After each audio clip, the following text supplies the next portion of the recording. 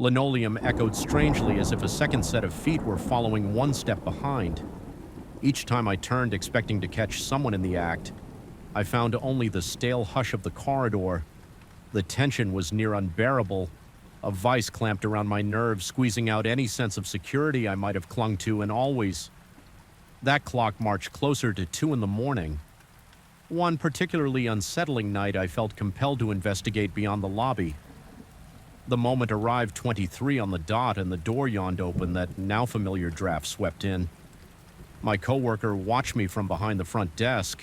An unspoken question in his eyes was, "I really going out there to look around?" I swallowed hard, stepped through those sliding doors, and stood on the empty sidewalk. The chill in the air didn't feel like an ordinary autumn breeze. It felt heavier, as though it carried intent. My heart thudded so loudly I was certain it would echo off the hospital's walls. The parking lot was silent, with only a few cars belonging to staff and a single flickering street lamp in that dim, half-lit expanse. Nothing seemed out of place, no movement, no suspicious presence. But the static crackle of my nerves told me I was missing something. Just out of sight, after a few tense minutes, I retreated inside.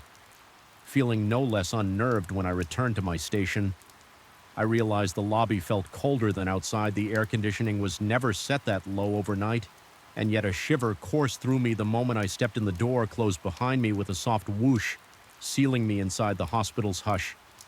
Once again back at the desk, my coworker mentioned quietly, looking deeply unsettled, that one of the overhead lights had begun flickering the moment I left, and then stopped the instant I walked back in. That revelation made my stomach flip. It felt like something was toying with us, orchestrating these small terrors to pull us deeper into a fear we couldn't fully articulate as the nights wore on. My sleep suffered during the day. I dripped off for a few restless hours, only to jolt awake from half-remembered nightmares. In those dreams, the hospital corridor stretched into impossible distances, doors opening and closing of their own accord. I'd wander those endless halls, searching for something I couldn't name. Sometimes I heard my name whispered from behind locked rooms, but whenever I peered through the narrow glass windows, only emptiness stared back. Waking up in a cold sweat, I questioned my own sanity. Had I always been this prone to suggestion, or was there genuinely a presence manifesting at the hospital? Feeding on my growing paranoia, part of me wanted to request a shift change to flee from the hours that seemed to warp reality. But my sense of duty and maybe my pride kept me returning night after night. I told myself I was needed there. If something truly was happening, I wanted to be the one who uncovered it. That sense of purpose warred with the dread that made my fingertips shake whenever I keyed in my passcode to enter the staff areas. By the time I was done prepping for the shift around midnight, I could almost feel the hospital itself holding its breath. Waiting for that fateful hour to arrive, I began documenting every incident. I kept a small notebook in my pocket, and whenever the door opened unprompted or the lights flickered in a particular pattern, I jotted down. The slow accumulation of notes, times, and descriptions of sensations confirmed a pattern precisely at 2 in the morning. The door opened, then smaller. Anomalies would cascade through the hospital lights, and remote hallways would blink in synchronized pulses. The elevator would chime with no calls, and that dreadful chill would weave from corridor to corridor. It was as if the entire building came alive, under the thar of some unseen conductor orchestrating a symphony of fear. One night I thought I heard a voice calling my name from the locked supply closet near the emergency ward. It was soft and distant, but I recognized something that vaguely sounded like my name in the syllables. My gut twisted and sweat dotted my forehead. The dryness in my mouth turned to an acrid taste of panic. Tentatively, I approached the door, hands shaking so badly I had trouble gripping my keycard. I pressed it to the reader, fully prepared to confront something unimaginable. When the lock beeped and I turned the handle, I found only shelves packed with bandages and sterile gloves. Nothing moved or made the slightest sound, yet I couldn't rid myself of the sensation that I had been beckoned there on purpose, that the invitation was part of a larger design to wear me down, erode my confidence as if that weren't enough. The camera footage for that night showed me standing there frozen in front of the supply closet. For almost 2 full minutes, I didn't recall being in such a trance, but apparently I'd stood motionless for quite some time before opening the door. My colleague told me through hushed words that he tried calling out to me from down the hall. Stepping inside my house, I tensed at the sudden realization that I had neglected to lock the door behind me when I left earlier. I don't know why that realization made my skin crawl. Perhaps I imagined that something had slipped in while I was gone, or perhaps the idea of my sanctuary left unguarded was just too much to bear. Moving slowly, I checked each room, flipping on the lights and bracing myself for any horrifying surprise. Everything appeared in its proper place, yet the dread remained. I sat on my sofa phone in hand, determined to face whatever might come. Eventually, I noticed the faint hum again, a current of static so subtle I wasn't sure if it was real or a product of my exhausted mind. My vision blurred at the edges as adrenaline surged through my veins. For a moment, I forgot how to breathe, my chest tight with panic. The phone grew warm in my hand as if it had a pulse. I fought the urge to fling it across the room instead. I stared at it, waiting. Then the screen flickered, cutting through the darkness. With a sudden glow, the device vibrated, no number displayed this time. Just a shapeless distortion of pixels. My heart thundered, and I felt every beat hammering in my eardrums without waiting. I rejected the call, pressing the button so hard my thumb went numb. The phone went silent. The oppressive static vanished. I found myself in a hush so deep I could hear my own heartbeat echoing in my head. For a few seconds, I thought it was over, that I had broken the cycle, but as I stared into the dark, an overwhelming sense of presence weighed down on me.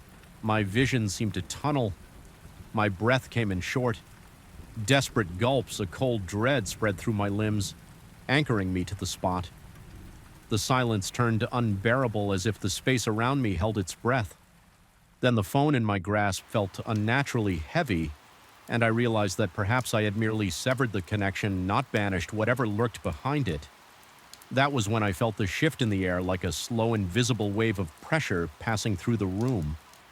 My peripheral vision caught a flicker, a fleeting distortion against one wall, like heat rising off asphalt in the summer. I couldn't make out a shape, only a sense of dislocation. My mind struggled to process it, teetering on the edge of rational thought. Every hair on my body stood on end and chills crawled across my spine. I squeezed my eyes shut, trembling, trying to will it away when I opened them again. The distortion was gone, yet the feeling persisted. A sensation that something stood mere inches behind me, out of sight. I refused to turn around. My breath, now shallow gasps that left my lungs burning. I sat motionless, phone still in hand, trapped in an impasse between fear and determination. Eventually, the suffocating pressure eased, though it never vanished completely once my heartbeat steadied. I glanced around the silent room. Nothing stirred. It's been days since that incident, and I haven't received any further calls. My phone logs remain empty, as if the unknown force has retreated still every time I see a phone. My stomach knots with the memory of that static and the eerie breathing on the line. I cannot shake the conviction that in answering that call weeks ago, I invited a presence into my life, something that fed on my fear and confusion, though it seems to have withdrawn. I sense it watching from the periphery, waiting for the moment I let my guard down again. I now keep my phone on silent most nights, half hoping never to hear its ring again. Yet I also find myself listening intently for the faintest vibration, torn between relief and dread. In the quiet moments before dawn, I sometimes catch myself straining to hear that crackling static or a distant ring.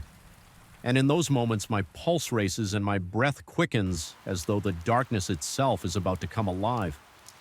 Once more, I've learned to accept that some warnings defy explanation, that a person can transmit a message without conscious will, compelled by forces we can't name.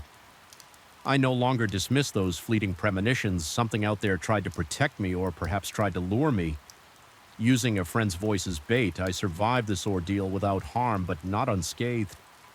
The house still feels different, as though the walls have soaked up my terror, and every time I glance at my phone, I brace myself for that gut-wrenching buzz, the one that tore open my reality and exposed me to a darkness I wish I could unsee. I can't claim to know what truly happened or if it might happen again, All I can do is stand guard against the unknown that may yet lie dormant in the silent hours of the night. I escape it by staying alert, by refusing to answer calls I cannot trace, by trusting that strange sixth sense that flares when something is amiss. But the memory lingers throbbing beneath my consciousness, a reminder that some boundaries are perilously thin, and one phone call can be enough to let the darkness in. I felt the unease pressing in on me the moment I stepped into the hospital lobby for my night. Steady breaths and a heart that, though it hammers, refuses to collapse into terror, and if there's a presence lingering just beyond that threshold watching through the glass, I can live with that knowledge. It's a fragile truce, but it's mine. The chill in the corridors, the whispers in the supply closet, the flickering lights in the empty hall. They remind me of a reality stretched thin where perhaps my perception and the hospital's hidden truths intersect. I may never fully understand what's happening, but I understand enough to know that I won't let it break me. My nights remain dark and uneasy, but every new dawn feels like a triumph over whatever crosses that lobby at 2 a.m, and maybe that's all the victory I need in a place that holds more than just the living within its walls. Sensing that I was on the verge of losing control, I slammed the panel shut and backed away. I still don't know what compelled me, but I whispered under my breath that I wouldn't be frightened off so easily. The words felt hollow even as I said them. Something in the air shifted a silent response that made every hair on my arm stand on end without warning. The ceiling lights flared back to full brightness. My vision swam from the sudden glare, and when I blinked it away, everything was just as it should be, quiet still and mildly lit by the overhead fixtures. But my body remained coiled. Adrenaline coursing through every vein, I could practically feel my heart thudding against my ribs. In that moment, I understood that whatever presence haunted Tower 7, be it a trick of my mind or something far more tangible, thrived on my fear. It slithered through the empty corridors, lurked in the corners of the parking garage, and whispered through the flicker of the fluorescent lamps, and it wouldn't stop. Not as long as I was there. The revelation was as chilling as it was sobering at the end of that shift. I left the building just as the sky began to lighten. My muscles felt drained and a headache throbbed behind my eyes. Yet I had survived another night. A cold breeze blew across the lot, and for a moment I looked up at Tower 7's facade. The windows reflected the dawn, revealing nothing. Still, I sensed the building was watching me just as intently as I watched it. I wish I could say I made a decisive choice that morning to quit or to confront the phenomenon once and for all. Instead, I found myself in a stalemate bound by financial necessity, yet burdened with an unshakable dread. The unseen presence in Tower 7 knew me, now recognized my routine, understood my weaknesses. Each time I swipe my keycard at midnight, I feel its attention snap to me, waiting to escalate this twisted game.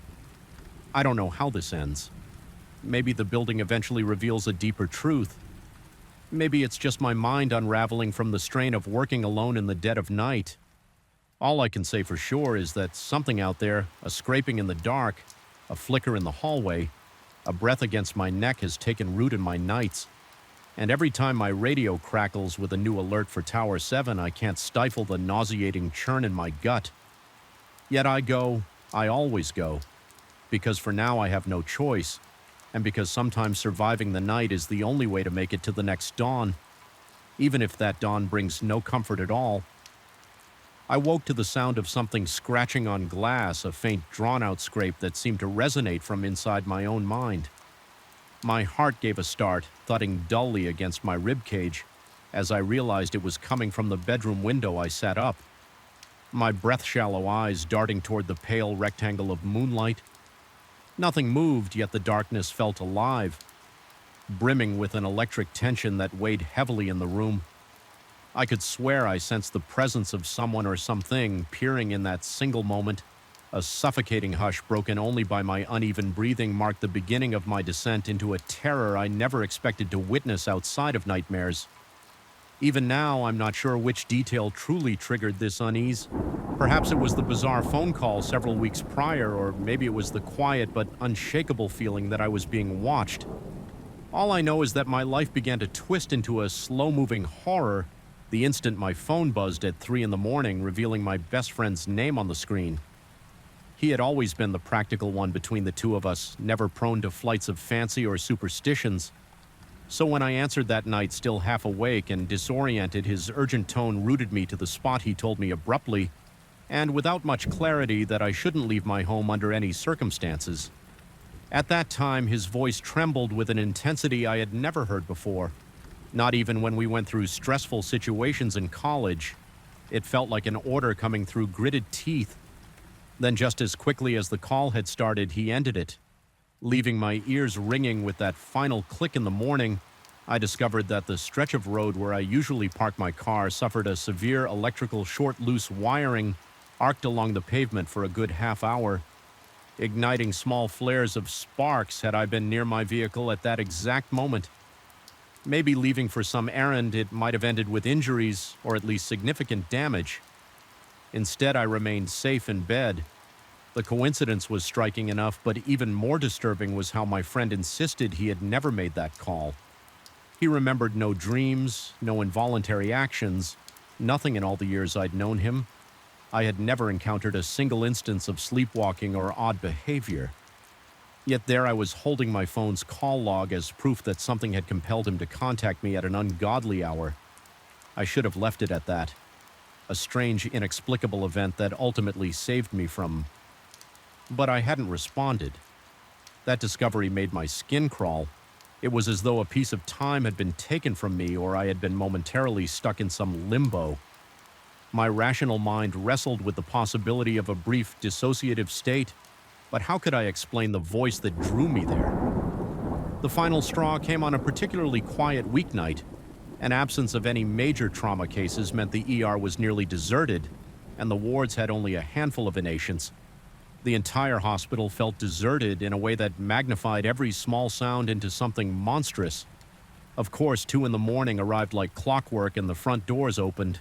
I stood at the desk, bracing for the chill that would inevitably slither across the floor. It came more intense than usual, a cold that bordered on freezing. Then the lights in the lobby began to flicker in a steady pulse like a heartbeat. My own pulse quickened, matching that unnatural rhythm. My breath came in ragged bursts, chest constricting as though the air itself had turned sour. This time I saw something, or thought I did. Just beyond the threshold of the sliding doors, a shape not entirely visible, like a distortion in the air, almost a ripple in reality itself. My vision blurred, sweat beaded down my temple, and I could barely swallow. Though I wanted to look away, some morbid fascination kept my eyes glued to that shifting spot. My heart hammered so violently I could hear my pulse roaring in my ears, then just as quickly as it appeared, it was gone. The door slid shut with a quiet hiss, leaving me reeling and disoriented. I couldn't ignore this anymore. I left my post and walked deliberately toward those doors, each step feeling heavier than the last. My coworker stood back anxious, but not stopping me as I reached the entrance. The door remained closed, yet the night outside seemed unnaturally dark, as if the parking lot lights had dimmed under the weight of something unseen. My stomach knotted, my eyes strained to discern any shape moving out there. All I perceived was a subtle flicker under the lone street lamp. It was enough to send my mind spiraling. I forced myself to step back, returning to the relative safety of the lobby's fluorescent glow. In that moment, I understood that I was dealing with forces I might never fully understand, something that defied the logic and science we cling to so fervently in a hospital environment. No mechanical fix or sensor replacement would fix this issue. Whatever this was, it had become an undeniable presence that inhabited the hospital at the witching hour, testing the limits of my courage and sanity. I decided I had to confront it in my own way, acknowledge it, challenge it, and then refuse to submit to the terror it brought each night. So the next time the doors slid open on their own, I simply stood there, letting the cold air wash over me without budging. My heart race sweat dampened my uniform, but I stood firm. I forced myself to inhale slowly, telling whatever lurked beyond those doors that I would not run. The door stayed open for far longer than it usually did, as if taunting me. Waiting for me to crack, my limbs shook, but I remained rooted to the spot, refusing to let the fear devour me after what felt like an eternity.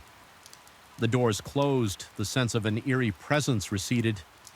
Though it did not vanish entirely, my coworker and I exchanged a glance that said everything we needed. Without words, we had survived another night, but the hospital felt forever changed in the night since the phenomenon has lessened. Somewhat, the door still opens at 2 in the morning, but the blast of cold air seems less intense, less hateful. I still feel watched, but now it feels more like an echo than a personal threat. I haven't seen the distorted shape again. Maybe it realized I wasn't going to break, or perhaps it's lying in wait for a moment of weakness. I can't pretend to know. What I do know is that I've made my peace with the reality that some things in this hospital cannot be explained away by mechanical glitches or rational theories. I've chosen to continue working the night shift even though each midnight approach leaves a residue of unease coiling in my gut. There's power in standing my ground and refusing to yield to whatever presence roams these halls. Sometimes I still feel it, a brush of cold at my shoulder or a flicker in the corner of my eye that makes my skin prickle, but I stand taller now, breathing through the moment until the fear subsides. I haven't told many people about these events. Mostly it stays confined to whispers between me and that same coworker who has witnessed the inexplicable. Officially, the door's sensor is scheduled for further inspection, but we both know there's nothing a set of tools and a diagnostic test can fix. Here, the hospital has its own secrets, and while those secrets never fully sleep, I've come to realize they don't have to claim me. The door will open again tonight, sure as the clock will strike 2, but I will be here prepared to meet that cold air with... Longer, I bolted for the stairs, ignoring the wave of vertigo that nearly made me stumble each flight down. I heard something following me, not a person, but more like a whisper of motion at the corner of my perception. My own breathing sounded thunderous in my ears, and my throat was so tight it hurt. By the time I reached the ground floor, my uniform was drenched in sweat. Unexpectedly, the elevator was waiting with its doors open, lights steady as ever. There was no sign of malfunction. The lobby was perfectly quiet, the overhead lamps humming softly. It was almost serene in a daze. I stepped outside my chest, heaving as I gulped the cool night air. That was the moment I realized whatever was happening wasn't purely electrical. Something was toying with me, maybe testing my limits. I stood there trying to regain my composure, but a sensation of being watched from inside the building forced me to keep moving. I returned to the underground parking, partly to check the boilers and partly to avoid the eerie emptiness of the towers. Once there, I felt compelled to investigate the scraping noise. Once more, I headed toward that far corner near the storeroom. As I approached, the fluorescent lights overhead buzzed louder. My nerves were already shot, so every minor sound set me on edge, making my pulse jump erratically. The scraping was there, faint and rhythmic. I followed it around a row of shelves stacked high with boxes of spare parts. The noise intensified suddenly. The room felt colder, as though all warmth had been siphoned out. My stomach churned as I circled a heavy metal cabinet. That's when I saw a flicker of movement out of the corner of my eye. I whipped the flashlight toward it, but saw nothing. Besides my own reflection in a dented metal panel, my mind insisted something had just been there, a shape or a silhouette that moved away the instant I turned my head. The scraping sound abruptly stopped, leaving a jarring silence that felt even more ominous. I stood there, heart pounding so violently it felt like it might burst. Time became a blur. It could have been seconds or several minutes before I gathered the courage to shine my flashlight across the rows of shelves behind the garbage bins and under a large table. Nothing, no occupant, no explanation for the noise. Anxiety gnawed at my insides. I wanted to call someone to ask if they had ever experienced anything similar, but I felt foolish. Who would believe me? Eventually, I forced myself to continue my rounds. My shift ended at 6 o'clock, and the faint glow of dawn found me slumped against the wall of the maintenance office, exhausted and shaken. I tried telling myself that it had been a trying night, that my mind was playing tricks on me. But deep down, I knew the difference between a fatigued imagination and a palpable sense of being hunted. The next week followed a grim pattern. The radio still reported phantom malfunctions in Tower 7. And the moment I stepped into its lobby, odd phenomena would intensify. Unexplained footsteps, flickering lights, elevator doors that opened on their own. My reflection and polished surfaces appeared distorted, as if the building itself wanted me to question what was real in the underground garage. That scraping noise grew louder, more frantic, but never allowed itself to be found. My nights became an endless cycle of clenched fists, shallow breathing, and a racing heartbeat. My paranoia skyrocketed to the point where I found myself checking over my shoulder every few seconds. At one point, I even contemplated quitting, but my finances wouldn't allow it. The job, as disturbing as it was, paid well, and I was in no position to walk away. I told myself I would endure it, that I was stronger than any lurking shadows or flickering lights. Yet each night chipped away at my resolve. My dreams became twisted labyrinths where corridors stretched infinitely, and faint footsteps echoed behind me. No matter how quickly I ran one particularly harrowing night, I confronted the tension head-on. Another alert from Tower 7, ground floor lighting failure with sweat already forming on my forehead. I entered that despised lobby the second I stepped inside. Every single bulb dimmed until the entire entrance was bathed in a faint orange glow. The elevator lights flickered an unsteady beacon that felt more mocking than helpful. I marched across the lobby, heart hammering, determined to reset whatever breaker had tripped. That's when I caught sight of my reflection in the elevator's mirrored interior. There was the shape again, a blur behind me. I spun around instantly, but the space was empty. It felt like the building was breathing, its walls expanding and contracting in quiet anticipation. My instincts screamed at me to run, but I forced myself to pry open the electrical panel in the lobby. Every switch was perfectly set. My hands trembled so badly I could barely keep hold of the flashlight. My stomach twisted and an icy dread rushed up my spine. It was as if the entire building was mocking my attempt to find a logical explanation. Trouble, but I couldn't shake the feeling that I had brushed against something beyond the ordinary. The rational side of me, a man who liked to see the world in black and white, found itself challenged. My nerves, usually calm, refused to settle. Although I tried to push it to the back of my mind, I began to sense a low-grade anxiety twisting inside my chest, surfacing every time I saw a phone at night or caught a glimpse of an unfamiliar figure at the end of the block. Things started small, barely noticeable flickers of stranges that might be brushed off as paranoid illusions. One evening as I washed dishes, I heard a soft crackling sound behind me. It reminded me of a bad radio transmission, like whispering static. I turned off the faucet and listened intently, but the noise vanished, leaving me with a dripping sink. Another time, while brushing my teeth, I sensed a presence just outside the bathroom door. The floorboards gave a faint creak enough to make my pulse leap into my throat, but I found no one there. Rational explanations sprang to mind, pipes settling temperature shifts in the wood, but those thoughts felt hollow. It was almost as though my home had become a conduit for some intangible force. Not long after I started having bizarre dreams in them, I wandered aimlessly through my house, guided by the dim glow of lamps that never fully lit the rooms. The phone would ring somewhere in the distance, its tone echoing as if reverberating through a cave. I would roam from room to room, never locating the source of that persistent ringing. Worse yet, I sensed in those dreams that something stood just out of sight around each corner, tracking my progress, waiting for me to pick up the call. My heart would pound in my chest, a nauseating rhythm that seemed to intensify with every passing moment. I would awaken drenched in sweat, the sheets tangled around my legs, my breath coming in ragged gasps. Over time, the line between dream and reality grew increasingly blurred. The static I had heard while washing dishes revisited me at irregular intervals, always just quiet enough to make me doubt it was real.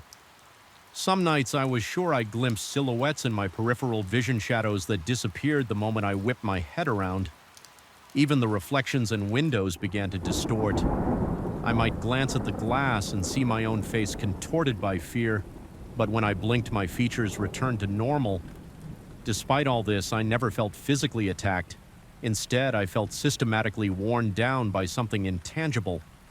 My paranoia crept into everyday life, leaving me on edge at work. Coworkers occasionally commented that I seemed pale or jittery, but I dismissed their concerns. I knew how ridiculous it sounded telling them that a single phone call had ignited a chain of events. I couldn't explain the rational side of me. Demanded that I dismiss it too, yet I couldn't. It clung to me like a cold sweat, an invisible film coating my skin one night.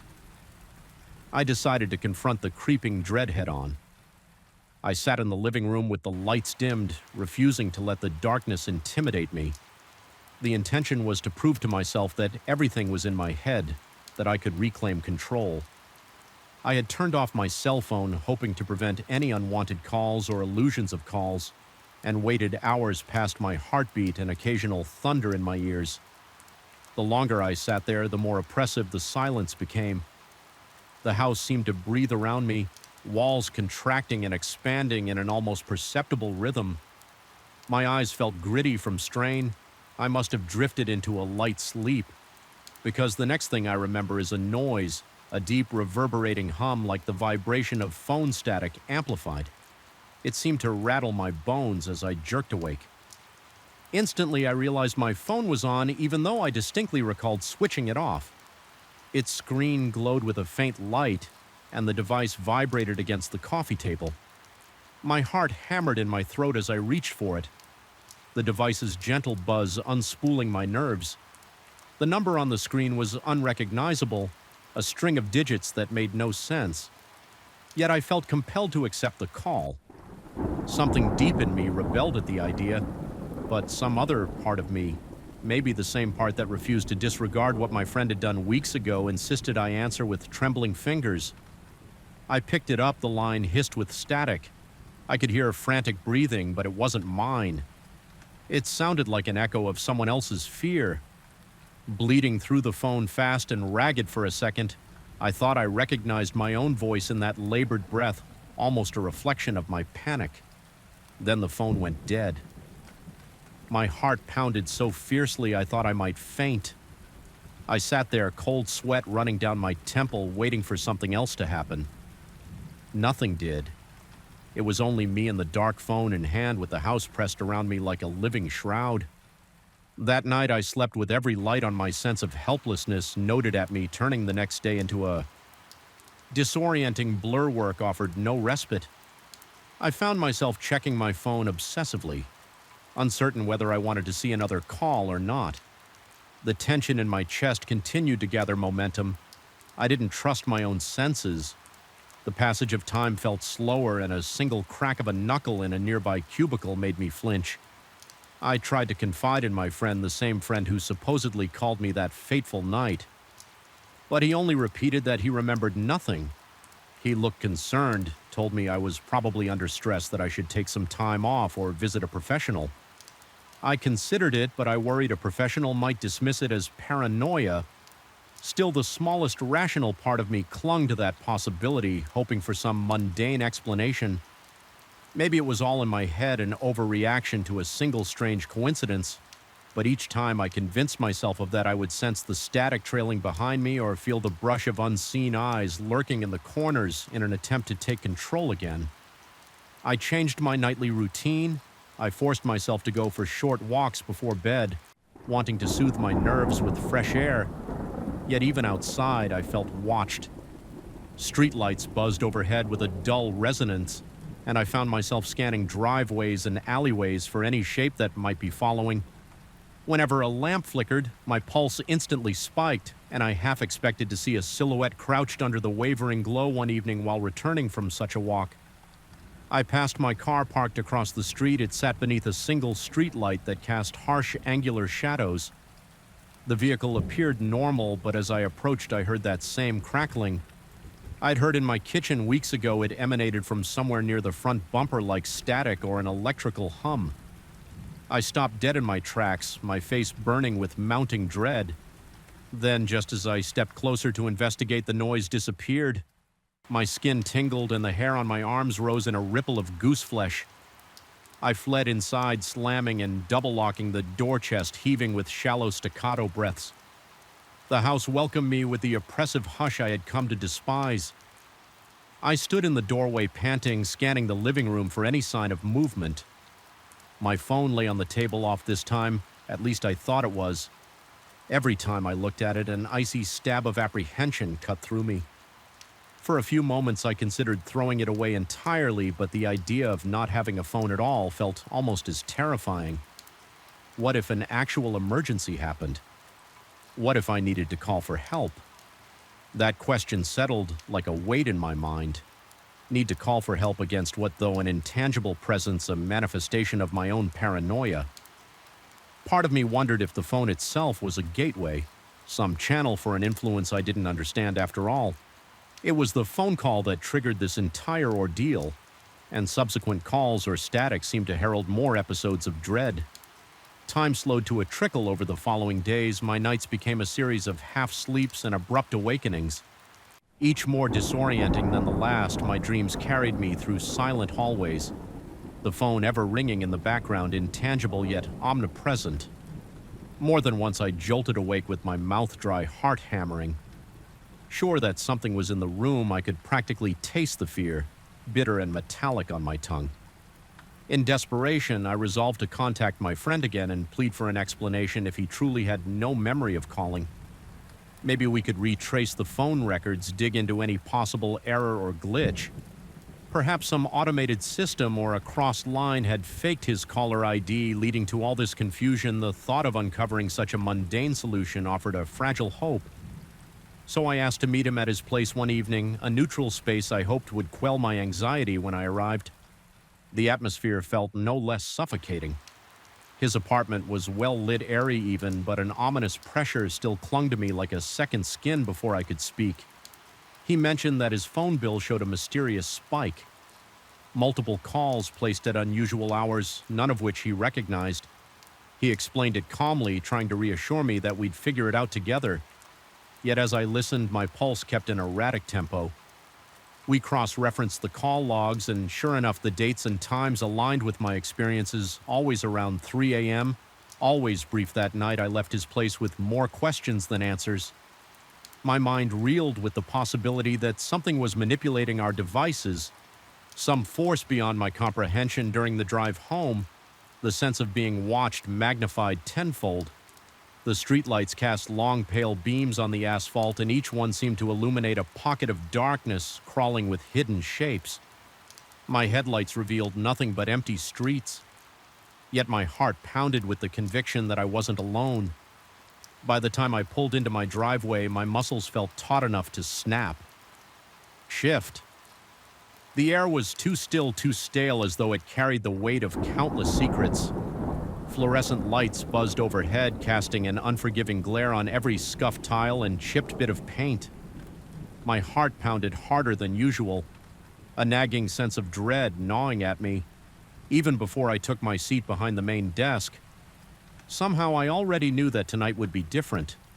That was the sort of premonition you never ignored in a place where corridors whispered of silent emergencies and restless energies. Yet I couldn't shake off the feeling of being watched. It wasn't rational, and I tried to bury it under routine tasks, rechecking schedules, scanning charts, preparing medication lists. But that prickling tension never left it. Slid cold fingers across the back of my neck made me hyper-aware of every flickering shadow along the hallway. By the time the clock inched toward 2 a.m, my palms were clammy, and I found myself almost dreading the moment when the automatic doors would decide to do their nightly trick. I first noticed the phenomenon a few weeks ago on one of my earliest overnight shifts. Everyone else had gone, just me at the nursing station and a colleague stationed by the reception area for security. We were the last line of defense for any patient who wandered in any late-arriving ambulance with a non-urgent case. It was a quiet night, the kind that should have lulled me into a false sense of peace, that is, until the front entrance's sliding doors hissed open. All by themselves, my colleague and I both straightened, fully expecting to see someone. Nothing. We watched the metal frames part wide, as if inviting a guest who never showed the door. Then closed again, smoothly and without complication. I tried to brush it off as a mechanical glitch. We even half joked about it, telling ourselves the sensor must be on the fritz. But then it happened again the following night, and again always around the same time. 2 a.m., give or take a few minutes. Each time I felt something cold flow into the lobby, an icy draft that settled in my gut and wouldn't leave. The hair on my arms would stand at attention. My lungs felt constricted whenever I looked at my coworker. He appeared just as uneasy. Though we both tried to maintain a facade of calm professionalism, neither of us wanted to be the first to admit that something about this was deeply, undeniably wrong. Night after night, the episodes persisted. I tested the sensor repeatedly, even going so far as to stand directly in front of it, wave my hands, stomp around it. Worked perfectly whenever I tried it.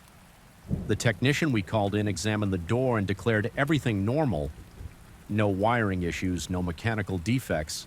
The logs for the security system showed nothing. A miss, and the camera footage only revealed the doors opening to an empty sidewalk. No phantom shapes, no drifting curtains or scurrying animals. Just the door opening and closing as though guided by an invisible hand. A week ago, I began to notice smaller details that added new layers of anxiety. At first, they were barely noticeable, the faint sound of feet shuffling just around the corner when the corridor was obviously empty, or the sudden flicker in the overhead lights that seemed timed to my breath. Sometimes the elevator at the far end of the hallway chimed its doors, sliding open for nobody. I would step out fully expecting to find a confused patient who pressed the wrong button, but I always found it deserted. The emptiness made my pulse spike. My breathing grew uneven, quick as I tried to rationalize each occurrence. Maybe someone had pressed the elevator and walked away. Maybe the building's wiring was old and the entire place was just finicky at night. Still, none of these thoughts provided real comfort. They felt hollow, like excuses I threw at the creeping dread. I couldn't escape one night around the same dreaded time that front door slid open again. A rush of cold air swept across my face, immediate and piercing as if the night itself had been storing up all its chill, just to unleash it in that moment. My colleague looked at me with wide eyes. He didn't say much. Just a single sentence about needing to check the cameras. I nodded, heart racing as though I'd sprinted a marathon. The dryness in my mouth felt almost painful, and my fingers trembled against the edge of the counter, staring out into the dark, empty parking lot. I thought I caught a glimpse of a faint silhouette, but when I blinked, it vanished. My mind reeled, adrenaline coursing through my veins so hard that my chest ached with every heartbeat. It was as if my body was preparing for a threat that lurked just beyond my field of vision. From that point on, my perceptions became sharper, more attuned to every subtle shift in the hospital's atmosphere. Late at night, the squeaking of a gurney wheel from a distant corridor would jolt me upright. A flicker in the hallway lights had me scanning corners for shapes that shouldn't be there. My own footsteps on the... It behind me again, only stale air occupied that space. My insomnia grew from that point onward. It's not that I couldn't sleep because of the job's irregular hours, rather. It was the knowledge that each evening I would return and confront those intangible presences lurking in the corners of my vision. I tried talking to a colleague who briefly helped with the theater's security before quitting. He implied that he'd also heard strange things, though he laughed it off, saying maybe the old building was just settling. He claimed to have no recollection of seeing shapes or silhouettes, but something in his eyes hinted that he was holding back. He left me with a vague warning that it was easy to let one's imagination run wild in a place so layered with history and isolation, determined to retain my sanity. I began a personal routine, walking slowly up and down every aisle, shining my flashlight at each seat, scanning methodically and gently pushing aside the curtains in the backstage area to confirm nothing was hidden there. I would then double-check the sound equipment, which was half dismantled and covered in thick plastic sheets. The wires snaked across the floor, reminding me of black tendrils coiling in the darkness. The reverb of my own shuffling steps in the audio booth became an almost demonic resonance, as though the room itself groaned in agitation each time my flashlight flickered. A common occurrence with these old batteries, I found myself sweating, my heartbeat pounding behind my eyes. Convinced I was about to see something that defied explanation, even when the light steadied. The fear lingered like a dense fog around me, but it was the principal box that refused to let me rest. Night after night, the faint murmuring continued, sometimes accompanied by light rustling sounds as if fabric were dragging across the floor. I started to question whether my mind was playing tricks. Was it the building's acoustics? Some small critter nesting behind the walls, making sounds that I interpreted as voices. I hoped for a rational explanation, but each new night chipped away at my skepticism. The murmurs grew less random, almost rhythmic. Sometimes I caught the distinct rise and fall of what might have been a voice too distant to parse words, but undeniably human in cadence. Yet I found no footprints in the dust, no signs of entry, no scattered trash that might indicate squatters. The seats were always undisturbed, save for the thickening dust one evening after a particularly grueling day. I decided to confront the mystery directly. My flashlight in one hand, a portable work lamp in the other, I climbed the stairs to the principal box with my heart racing so fast I felt faint at the threshold. I placed the lamp on the floor, switched it on, and let its bright glow flood the dilapidated space. For the first time I saw the box in glaring detail, peeling wallpaper, cracked ceiling. The tattered velvet of the seats, dust particles swirled in the air. Illuminated in sharp detail by the lamp's beam, the murmuring stopped abruptly as if startled by my intrusion. I stood there, each breath jagged, waiting for my ears to adjust to the sudden hush. My whole body was trembling and sweat dripped down my temples. I strained to hear even the faintest hint of that voice, but the silence remained absolute. Then out of the stillness, I perceived an echo of my own labored breathing. It wasn't a mere reflection of sound. It carried an alien quality that both resembled my breath and simultaneously distorted it into something else. It felt like a presence actively imitating me, as though mocking my fear. My throat went tight and a surge of panic seized me. Everything within me screamed to flee the box, to run down the stairs and out the door. Yet some stubborn part of me refused. I inched forward, the lamp casting my long, trembling shadow across the decaying seats. My mind buzzed with possibilities, each more horrifying than the last. I couldn't decide which was worse. The idea that I was imagining all of this, or that something malevolent truly lurked there in that moment. I shut off the lamp and stood in darkness once more, letting my eyes adjust. My intention was to catch any movement in the gloom, to surprise whatever might be hiding for what felt like hours. I stood perfectly still, adrenaline pumping through my veins. Every muscle tensed, then the shadow shifted only a fraction of an inch, but enough to make my stomach twist into knots. The faint, nearly inaudible murmur began again, close enough that I could feel it reverberate in my chest. My entire body shook with dread. My breath quickening to shallow gasps, I forced myself to raise the flashlight.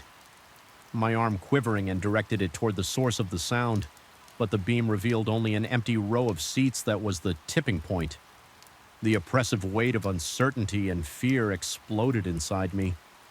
My heart thudded so loudly I thought it would reverberate against the walls. My knees threatened to buckle and a cold sweat drenched my back. Stumbled forward and nearly dropped my flashlight. The beam revealed an empty room with a long, dust-covered table in the center.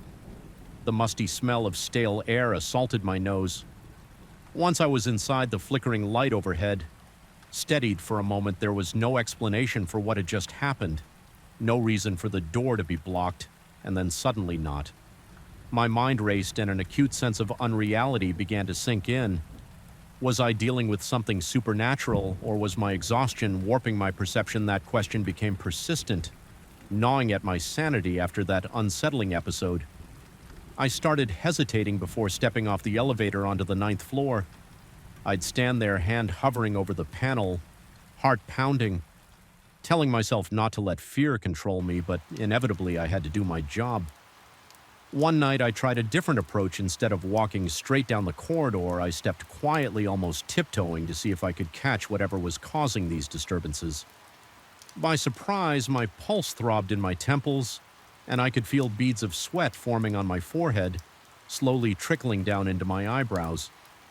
The overhead fixtures detected me turning on in slow intervals, yet I got the impression there was a shape or presence moving just ahead, slipping out of sight the moment the lights flickered on.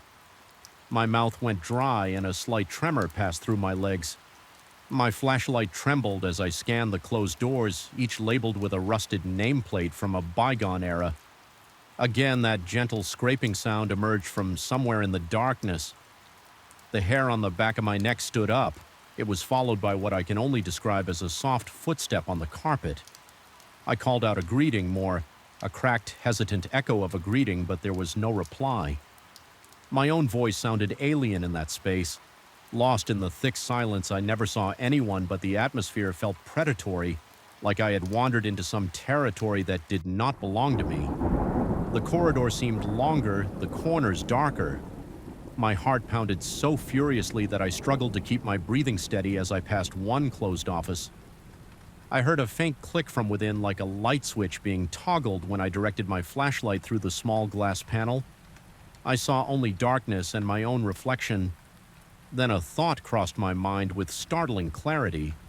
Perhaps I was being watched from inside the room, observed just as clearly as I observed my own reflection. That realization twisted my gut, and I moved on in a rush, unwilling to stay near that door for a moment longer. The final straw came on a night when I found that every sensor light on the 9th floor was blinking in a sequential pattern from one end of the corridor to the other, as if they were waving me forward with my pulse hammering in my chest.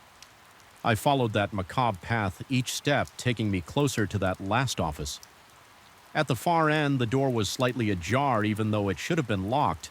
My flashlight revealed a yawning blackness inside, inching closer. I felt a wave of clamminess wash over me, as if I were crossing into a region untouched by time. Inside was a single desk, an old wooden thing with curved legs set below a fluorescent light that sputtered on as I approached. The drawers were all half open. My breath caught in my throat all around me. I felt a sensation that was akin to static electricity. Fine prickles dancing along my arms, accompanied by a low hum I couldn't quite place. It felt like the building itself was alive, swelling and contracting with each of my hesitant breaths. In the suffocating hush, I discovered an old key resting on the desk's surface. It was heavier than modern keys, with an ornate bow, the metal tarnished with age. I could feel my heart pounding behind my ears as I held it. Something in my mind whispered that this key unlocked more than a door. It might open the final threshold between the present and whatever restless force lingered in this place. Every logical instinct in me said to leave it, but a morbid curiosity drove me to take it in my hand. The moment I did, that faint hum rose to a static buzz and the overhead light flickered violently.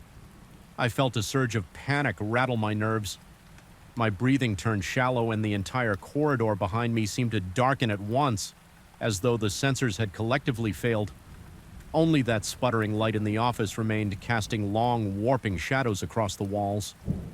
For a split second, I thought I saw a figure reflected in the dusty window behind the desk, a tall, dark outline that didn't match my proportions, swaying slightly as if it were waiting. My heart jumped and my body reacted on pure instinct. I lunged for the door and rushed into the corridor.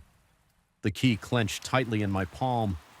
My legs felt weak, almost buckling under the weight of terror and adrenaline. I sprinted for the elevator, jabbing the button repeatedly when the doors finally slid open. I dove inside, jamming the closed door button as though my life depended on it. The elevator descended with its usual slow hum, but it felt like it was taking forever. In that moment, I was convinced something was in that corridor, pressing against the sealed elevator doors, trying to follow me. When the doors finally parted, in the lobby, I stumbled out, panting, my body slicked with sweat, my mind reeling, my vision swam with a mixture of relief and residual fear. I spent the rest of that shift in the security office downstairs, occasionally glancing at that old key I had left on the desk, uncertain if taking it would bring something more menacing upon me or if leaving it there had sealed my fate. Anyway, I haven't returned to that corridor in the same way since. Now I make my rounds, but I pass through the 9th floor. Swiftly, my body tensed as though bracing for a collision. I still sense it there. The flickering lights, the drifting shadow, that choking sensation in the air. I know that I'm not alone in those hallways. Whether it's some lingering presence from the building's past or a figment of my own unraveling psyche, I can't shake the notion that I've opened a door I can never fully close even now, as I step off the elevator and steel myself for the short trek to check the southern corridor. My entire body is coiled tight and sweat beads on my upper lip. A persistent tremor lives in my hands. My breath catches at every sudden flicker, every creak, every subtle shift of darkness. The building hums around me, the old pipes and aging electricity forming a dissonant chorus. I used to dismiss these occurrences as symptoms of a faulty sensor system or an overactive imagination, but now I'm convinced that something lingers there beyond the locked doors and dusty corridors. Feeding off my fear, I haven't told anyone the full extent of these events. The supervisors don't seem interested in ghost stories, and any colleagues who might listen would probably think I'm unraveling. Maybe I am, but each night I feel that presence looming, pressing against the edges of my vision, toying with the flickering lights, reminding me that this building with all its history and neglect has become more than just a backdrop to my nightly routine. It's become a labyrinth of unseen truths, a place where time and memory have curdled into something malevolent. I don't know how much longer I'll last here. Part of me wants to quit, to step away from this place and never look back. But another part, that same morbid curiosity that made me pick up that key, insists on pressing forward. It insists there is a truth to be uncovered, something that explains the watchful eyes, the phantom footsteps, the lights that flicker without reason. For now, I endure each shift as best I can, breath catching in my throat whenever I hear the floorboards creak or see a shadow cross a locked door each time I insert my key into the elevator panel. For the 9th floor, my pulse accelerates and a bead of cold sweat forms at my temple, and so it continues, night after night, a quiet psychological war between what is real and what might be lurking just out of sight. I'm locked in that battle heart pounding with each new step into the corridor, uncertain if I'll ever find relief, but equally uncertain if I can escape the building's hold on me. The only thing I know for sure is that my life, once filled with routine and monotony, now feels forever on the cusp of revelation or insanity in that uncertain space. I wait night after night, listening to the faint hum of the lights as they flicker on and off, reminding me that something waits in the darkness, something that's made a home in the stale air and shadowed halls of that looming 9th floor. The moment I first stepped into that gutted restaurant, I felt an unsettling heaviness in the air that refused to dissipate. The floor was scattered with planks of wood-chipped tiles and half-open cans of paint, all of which gave off a sharp chemical odor that reminded me of too many late shifts on construction sites. Something about this place made me feel instantly uneasy, like I'd walked into a room where a terrible argument had just taken place. The lights overhead were dim, flickering annoyingly as if they might go out at any second. And despite the stale air, I could almost sense the ghost of bustling activity, like echoes of clanging pots, sizzling pans, and the low murmur of conversations that had once filled this space.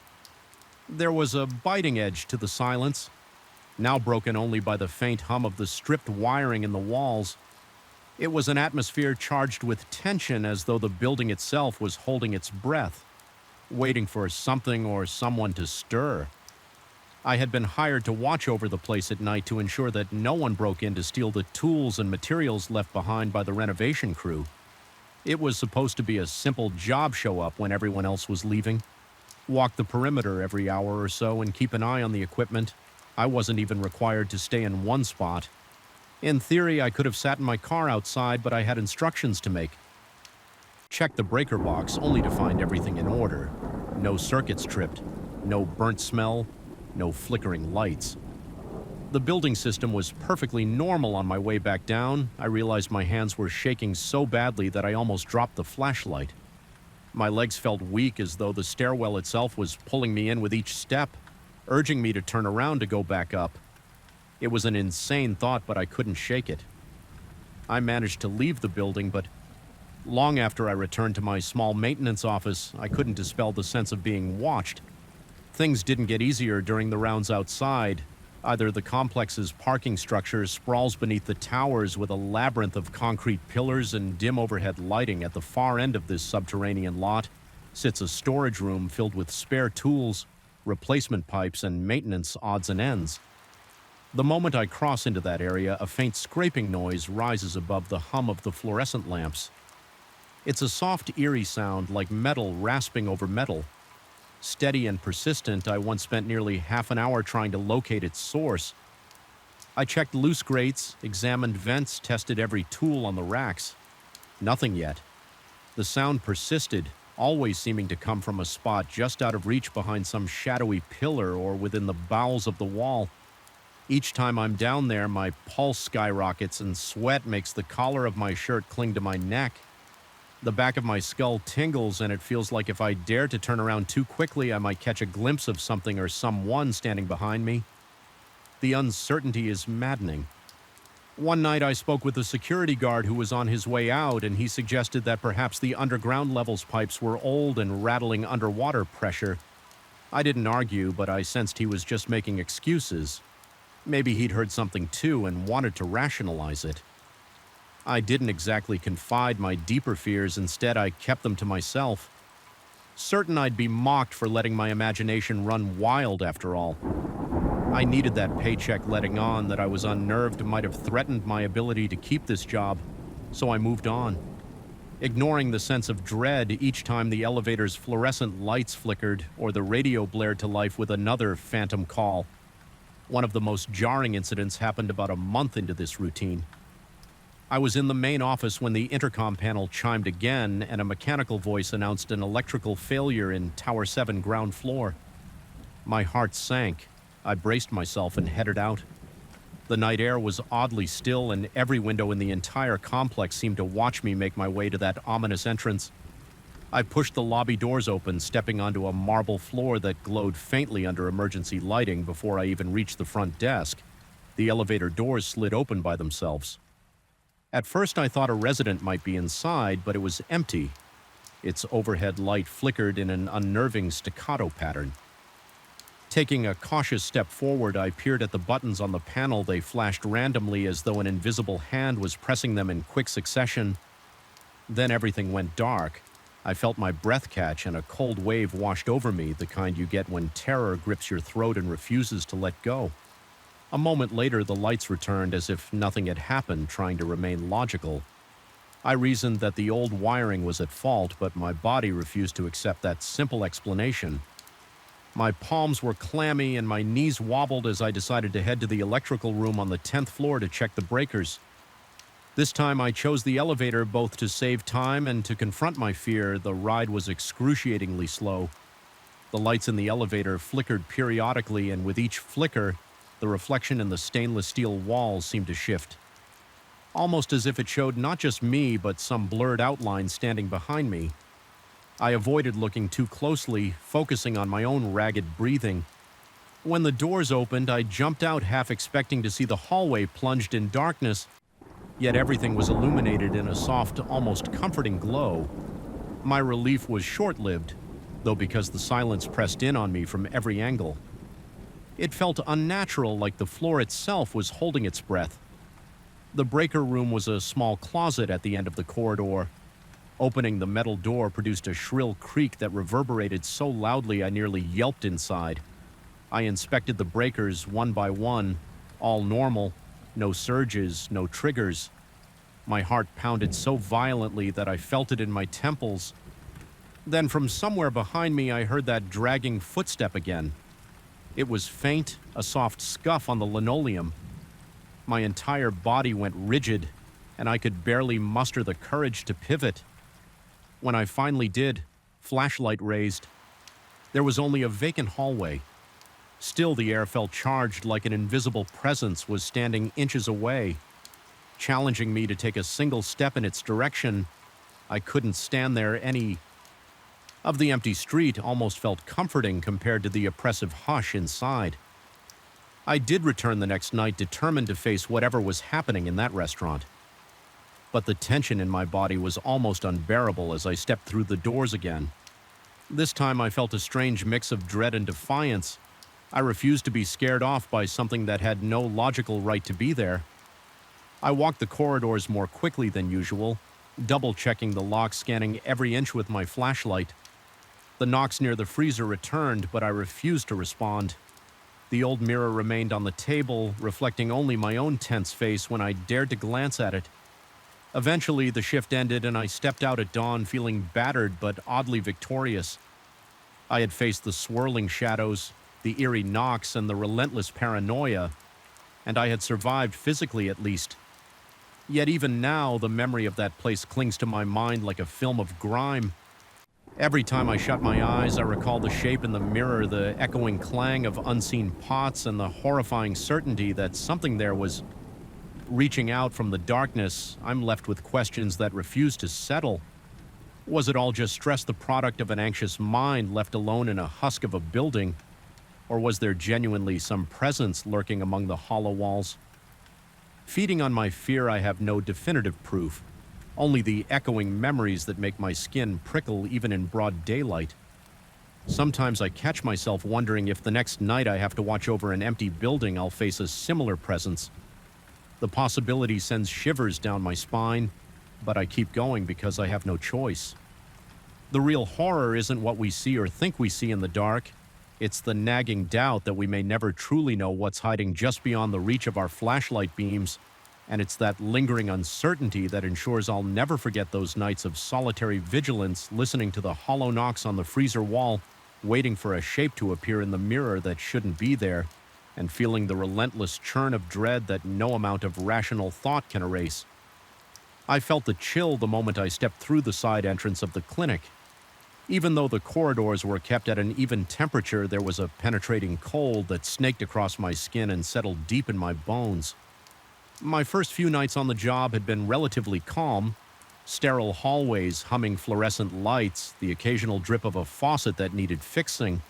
But as the clock approached 3 a.m. on my second week, an unmistakable dread began to gnaw at me. It was as if the building itself were exhaling a slow, freezing breath, warning me that something was off. That was when I first noticed the door at the end of the corridor silently opening and closing on its own, as though beckoning me deeper into the gloom. I had been hired to cover the night shift in a medium-sized medical clinic, one that officially closed to the public at 8 p.m. Only a few overhead lights remained on for basic visibility. They created pockets of yellowish glow in an otherwise dark space. My responsibilities were straightforward: supervise the generator, ensure that any essential equipment remained functional, and make certain no unauthorized persons wandered in it. Sounded simple enough. The pay was decent, and I appreciated the solitude, but I quickly learned that solitude can play tricks on a man, especially when the environment does half the work for you. After my first few nights, subtle occurrences started to pile up, each one leaving me a bit more unsettled. It began small one night as I walked the corridor that connected the waiting area to the main examination rooms. I heard a faint click. I paused, thinking it might just be the heating system or some leftover mechanical noise. Then I heard it again, another distinct click. It reminded me of the noise a latch makes when a door closes. I turned around and saw that the internal door leading to the exam rooms was swinging gently, the handle rattling ever so slightly. At first, I convinced myself there was a draft. I checked every window in the hallway, found them all locked.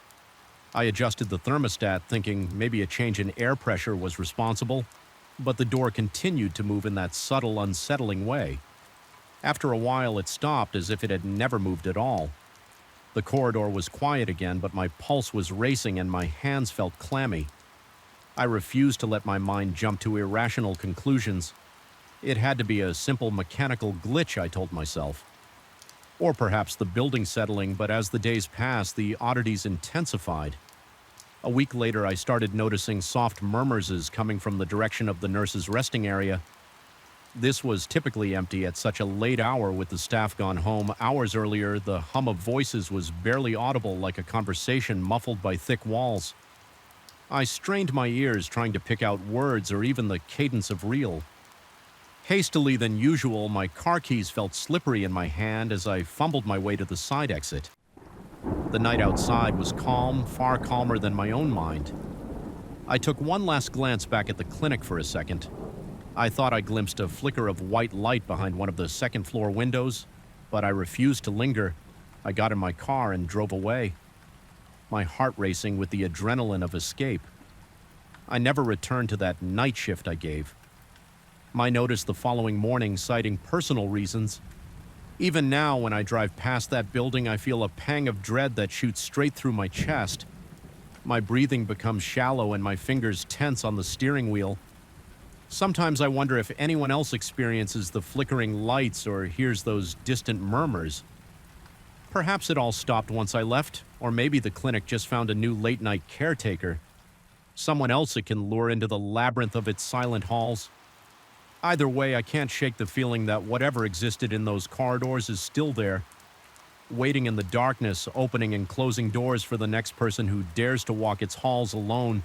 And every time the clock strikes 3 in the morning, I'm certain the building draws in a quiet, malevolent breath, an invitation or perhaps a warning echoing through those deserted corridors. Long after I've gone, I still remember the chill that swept through me the first time I set foot inside that vast concrete labyrinth. The clock on my phone had just ticked past midnight, and the silence was so absolute that each step felt like a trespass. Something in the stale air warned me that I didn't belong there, that the shadows clinging to the walls were not mere absences of light, but watchful presences. My pulse hammered in my ears as I made my way through the lobby for my very first shift. Little did I know how profoundly that place would get under my skin and how each night would intensify a creeping dread. I couldn't explain away I had been unemployed for months. When I finally took this maintenance job in a sprawling residential complex, the place was massive with multiple towers jutting up into the night sky like silent sentinels. Each had its own set of potential issues: water pump failures, power outages, jammed trash chutes, problems that often manifested during the witching hours. The pay was decent and I was desperate, so I didn't hesitate to accept the graveyard shift running from midnight to 6 a.m. At first I convinced myself that the stillness of the night would be easier to deal with than the chaos of daytime. Fewer people meant fewer distractions, and I could focus on my tasks without having to worry about residents hovering around me. That was before I discovered the tower labeled 7. Even now, just thinking about its looming silhouette sets me on edge. The building manager vaguely mentioned once that Tower 7 had an unreliable electrical system prone to strange surges and random flickers. He claimed it was nothing more than outdated wiring, and poor insulation brushed it off as a nuisance that often required a reset in the breaker room. But there was something in his eyes that made me wonder if there was more to the story. He averted his gaze as though recalling events he'd rather not articulate during my first week.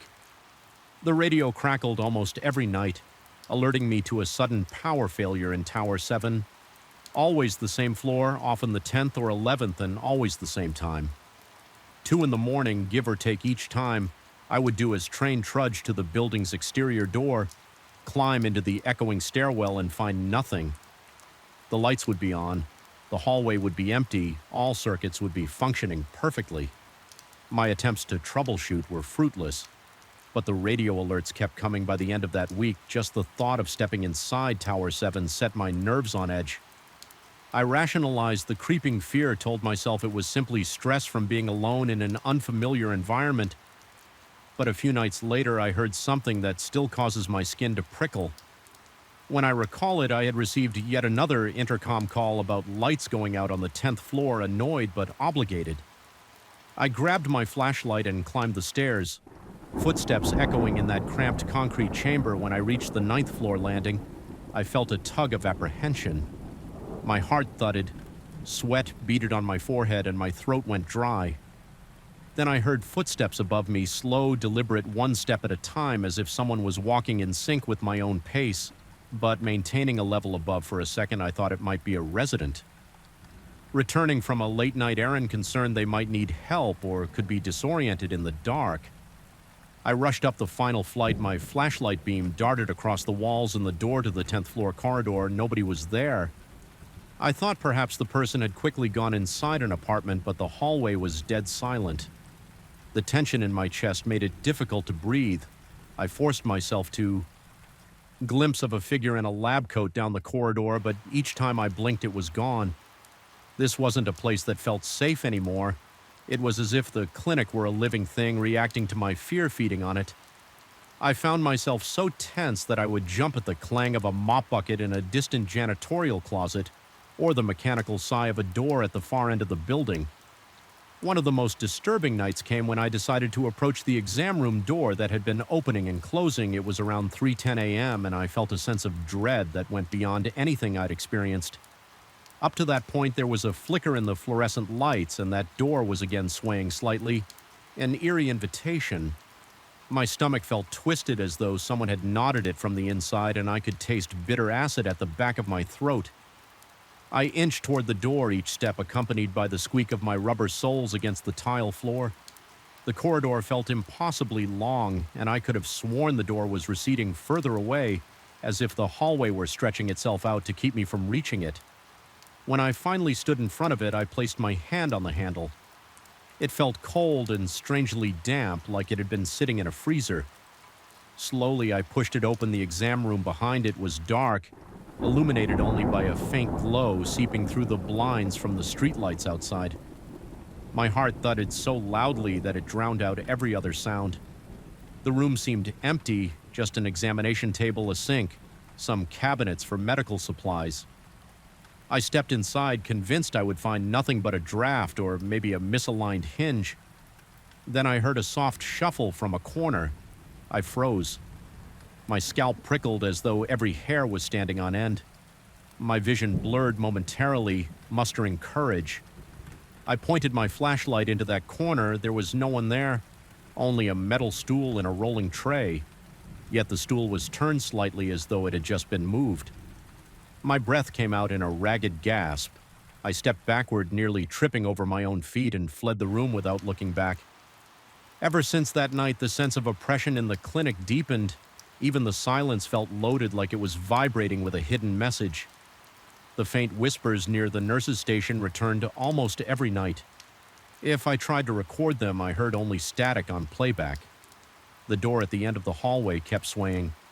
Even after I tightened its screws, the corridor lights sometimes blinked in what felt like a deliberate sequence, not just random power fluctuations. Worse, I would occasionally catch a reflection of movement in the polished floor tiles.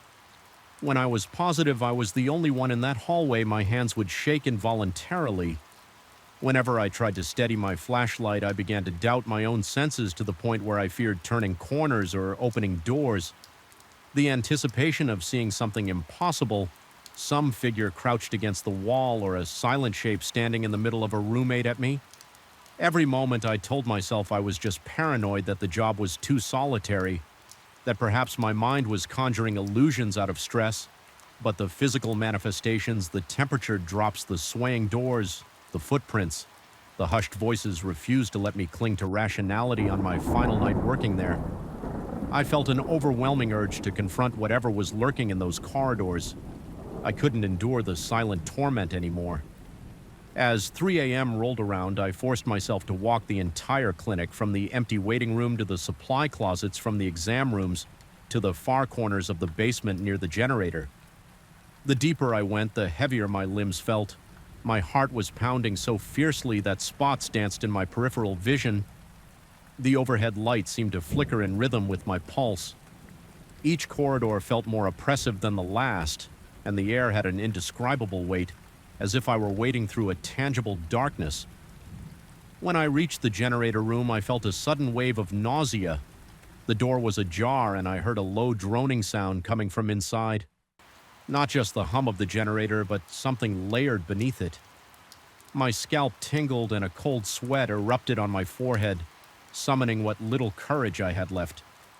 I entered the generator's status lights, blinked as normal, but the corners of the room were swallowed in shadow.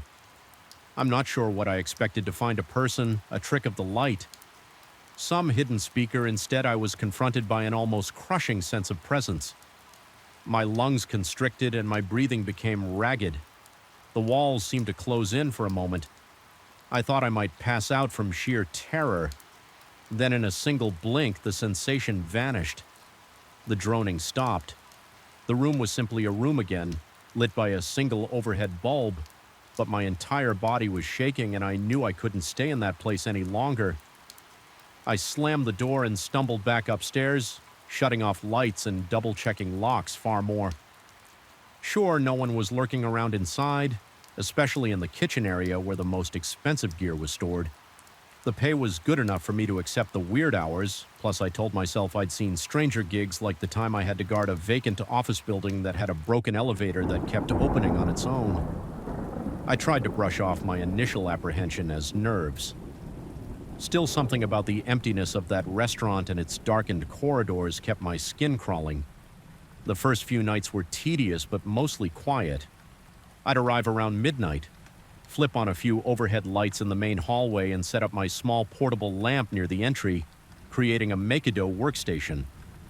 The rest of the building would remain cloaked in shadows, the flickering bulbs illuminating odd corners. In a way that played tricks on my eyes. About 2 hours into the shift, I'd begin hearing those soft knocks coming from the direction of the old walk-in freezer. It sounded so distinctly like knuckles, rapping on a solid wall talk that I couldn't blame it on machinery or the typical pops and groans of a settling building. And yet, each time I worked up the nerve to investigate, I found nothing more than a dark, empty storage area, the hinged freezer door wide open, and no sign of any disruption. I'd shine my flashlight across the walls, checking to see if a loose panel might be the culprit, but everything seemed secure. It was as though something or someone was deliberately tapping, just to make me come over, only to vanish the moment I arrived on the third night. I noticed a mirror placed at an odd angle on the long prep counter in the kitchen. It looked like it had been there for ages, gathering dust. It was large, with a tarnished frame that suggested years of use. Sometimes when I walked by in my rounds, the overhead light would catch on its surface just right, and for the briefest moment I think I saw movement in the reflection. At first I chalked it up to my own silhouette crossing the kitchen, but twice I could have sworn I spotted something else, something behind me that disappeared the instant I whipped around. My heart pounded so loudly I could hear my pulse in my ears. Each time I thought I saw that flicker of motion, a low wave of cold dread washed over me. My breath would become shallow and I'd feel beads of sweat forming on my forehead. I told myself it was exhaustion, that a mind left idle in a silent building will start weaving illusions. Still, the unnerving sensation lingered, making me doubly alert as I paced the halls. By the fifth night, I was growing accustomed to the sporadic knocks near the freezer, though they still set my teeth on edge. I'd begin my watch by checking every corner of the restaurant thoroughly.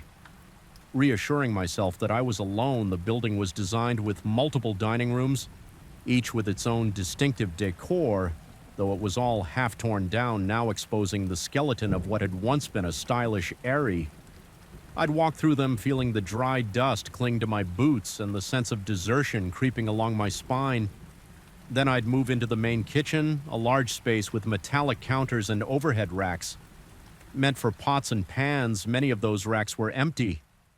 Now the pots collected in a dented pile on the floor by the pantry door. Still, the tension in the room was oppressive. The single functioning fluorescent tube in the ceiling made everything look washed out and sickly. Its faint buzzing filled the silence in a way that felt almost aggressive, drilling into my head until I wanted to scream, just to break the monotony of that noise one night. As I was fiddling with some electrical cables near the entrance, I heard the distinct clang of metal hitting metal from the kitchen. My mind instantly jumped to the conclusion that a trespasser had broken in to steal the leftover equipment. My heart throbbed in my chest like it wanted to escape. I sprinted toward the source of the commotion. Adrenaline spiking through me. When I got there, I found nothing. The battered pots were still in the corner undisturbed, and there was no sign of forced entry or anyone else present. I shone my flashlight across the counters, the cold steel reflecting back at me, but there was no other movement. It was a silent, chilling emptiness. The only evidence I had of something unusual was the echo of the clang still resonating in my ears. My breath was ragged and my skin prickled with goosebumps. It felt like stepping into a vacuum where reality warped and left me stranded, unsure of my own senses as the nights wore on. Paranoia began gnawing at my sanity. It started small, the feeling of being watched whenever I bent down to pick up a tool or rummage through a box of cables. I could practically feel eyes boring into the back of my head. But the moment I straightened up and spun around, there was no one. Other times I'd pass by that mirror and catch a glimpse of a shape, some kind of dark outline standing just outside my field of vision. Each time I looked directly, the speech, yet every time I moved closer, the sound faded into an untraceable hush. Convinced I was not imagining these noises, I decided to record them. I placed my phone on the counter outside the nurse's station, set it to record, and walked away when I played the file back. It was nothing but static and whispers too garbled to understand. I couldn't dismiss it outright. It was there, but it made no sense. Even the background hiss had a sinister edge to it, like a breeze blowing through a crypt. My temples pounded with the realization that something was happening. Beyond the edges of my rational explanation, the strangeness reached a turning point when I began seeing quick flashes of light in the corridors. They were never constant or even predictable. Sometimes I would be in the break room sipping stale coffee and a flash would illuminate the hallway through the window on the door just for the briefest second, as though someone had flicked a flashlight on and off. Other times I'd be standing in the corridor itself, completing my rounds, and my peripheral vision would catch a strobe-like flicker against the wall. I checked the clinic's log and the emergency lighting system, but everything was in working order. The spare flashlights were locked in a cabinet that I alone had access to at night. On one occasion, I even rushed toward the source of the flicker, expecting to find faulty wiring or some reflection from outside, but there was nothing, just the sterile emptiness of a place not meant to be occupied at those hours. As these incidents grew more frequent, I felt my own body betraying me. Under the weight of anxiety, my throat would go dry each time I heard the slightest noise. My fingertips would grow numb with pins and needles when I turned a corner, expecting the corridor to be empty, but fearing it might not be. My heartbeat was so loud in my ears that sometimes I thought the clinic was pumping it through the ventilation system. Each breath felt like a stifled plea for reassurance. I tried sharing my concerns indirectly with one of the day shift supervisors. I mentioned that the door near the exam room seemed to have some issue with its latch. I hinted that perhaps the electric wiring in the corridors might need a once-over given the unexplained flashes. He listened politely, or at least pretended to, but seemed dismissive. He suggested the building might be old, and joked that I was probably tired from adjusting to nighttime work. When I pressed about the static-laden recordings, he shrugged and said that electronics can pick up all sorts of interference. There was no direct confrontation, but I left that conversation feeling more alone than ever, convinced that no one would take my growing terror seriously. The real trouble started in the early hours around 3 in the morning, when the entire clinic seemed to shift into a different personality. The lights that were meant to stay on would dim in a strange, irregular pattern, as if the clinic were breathing. My reflection in the glass doors of the waiting room would appear distorted, slightly elongated. The hum of the HVAC system seemed to adopt a fluctuating pitch, producing an almost melodic moan. During one of my rounds, I stood still in the hallway for a moment, holding my breath, and realized I could feel vibrations through the soles of my shoes, like a low-frequency resonance that you might expect from heavy machinery. The generator was 2 floors below, but this was different, pulsing, rhythmic, almost alive. One especially unnerving night, I noticed a shadow crossing the corridor in front of me. It happened so fast that I nearly doubted my own eyes. The silhouette was tall and leaned slightly forward, as though peering around a corner before disappearing. My heart jolted so violently that I felt it might tear through my ribcage with sweat. Gathering on my forehead, I sprinted to the intersection of hallways, half expecting to confront an intruder, but no one was there and no door was open. The entire space was silent, but for my own ragged breathing echoing off the sterile walls. In those moments, I questioned whether I was losing my grip on sanity each time I tried to rationalize a new experience. The clinic threw another inexplicable phenomenon my way. One night, I discovered footprints in the dust near the generator room. They were faint and seemed to appear out of nowhere, ending abruptly as if the person had vanished into thin air. Another time, I became convinced I could smell antiseptic in the main hallway, an overwhelming pungent odor like the entire corridor had been freshly scrubbed with chemicals, yet there was no sign of recent cleaning and the smell dissipated. The instant I tried to trace it, my attempts to maintain composure often failed. I could feel the sweat rolling down my back. Even in the climate-controlled environment, my breathing became shallow whenever I heard the slightest creak. The overhead lights would flicker and my vision seemed to flicker with them. More than once, I thought I stumbled out of the principal box, knocking the work lamp over in my haste. The crash of metal hitting the floor reverberated with a hollow ring in the hallway. I nearly tripped down the stairs, hands gripping the rails so hard my knuckles turned white. The entire theater seemed alive. Then the corridors groaned, the stage ropes creaked, and in the distance I swore I could hear footsteps racing to keep up with me. But every time I whipped around, there was no one there. When I finally burst through the side door into the open air, my lungs gulped the chilly night wind as if I'd been drowning and only now reached the surface. My hands trembled uncontrollably and my mind spun with questions I couldn't answer had I just come face to face with something supernatural, or was this nothing more than the unraveling of my own nerves? I couldn't decide. Even my sense of relief at escaping felt tainted by the knowledge that I'd have to come back the next evening to this day. I can't fully explain the events in that theater. I still perform my inspections, albeit with caution bordering on paranoia. The council hasn't given me any new information, so I have no choice but to continue in silence. Every trip inside feels like entering a labyrinth of echoes and shadows, and I never know what I'll encounter in those unlit loves. The memory of that murmuring in the principal box returns whenever I'm alone, making me question my grasp on reality. Was it my own echo warped by failing acoustics or something older and darker? Feeding on my fear, I'm left with a gnawing certainty that the theater is more than just an abandoned building. It might be a conduit for energies we don't understand, or perhaps it's become a reflection of my own anxieties, magnified by darkness and isolation. Whether the thing that lurks among the seats is real or a manifestation of my unraveling psyche, I can't deny the persistent dread that coils in my gut. Each time I stand on that stage or pass through the back corridors, I sense it watching me from behind the curtains just out of sight.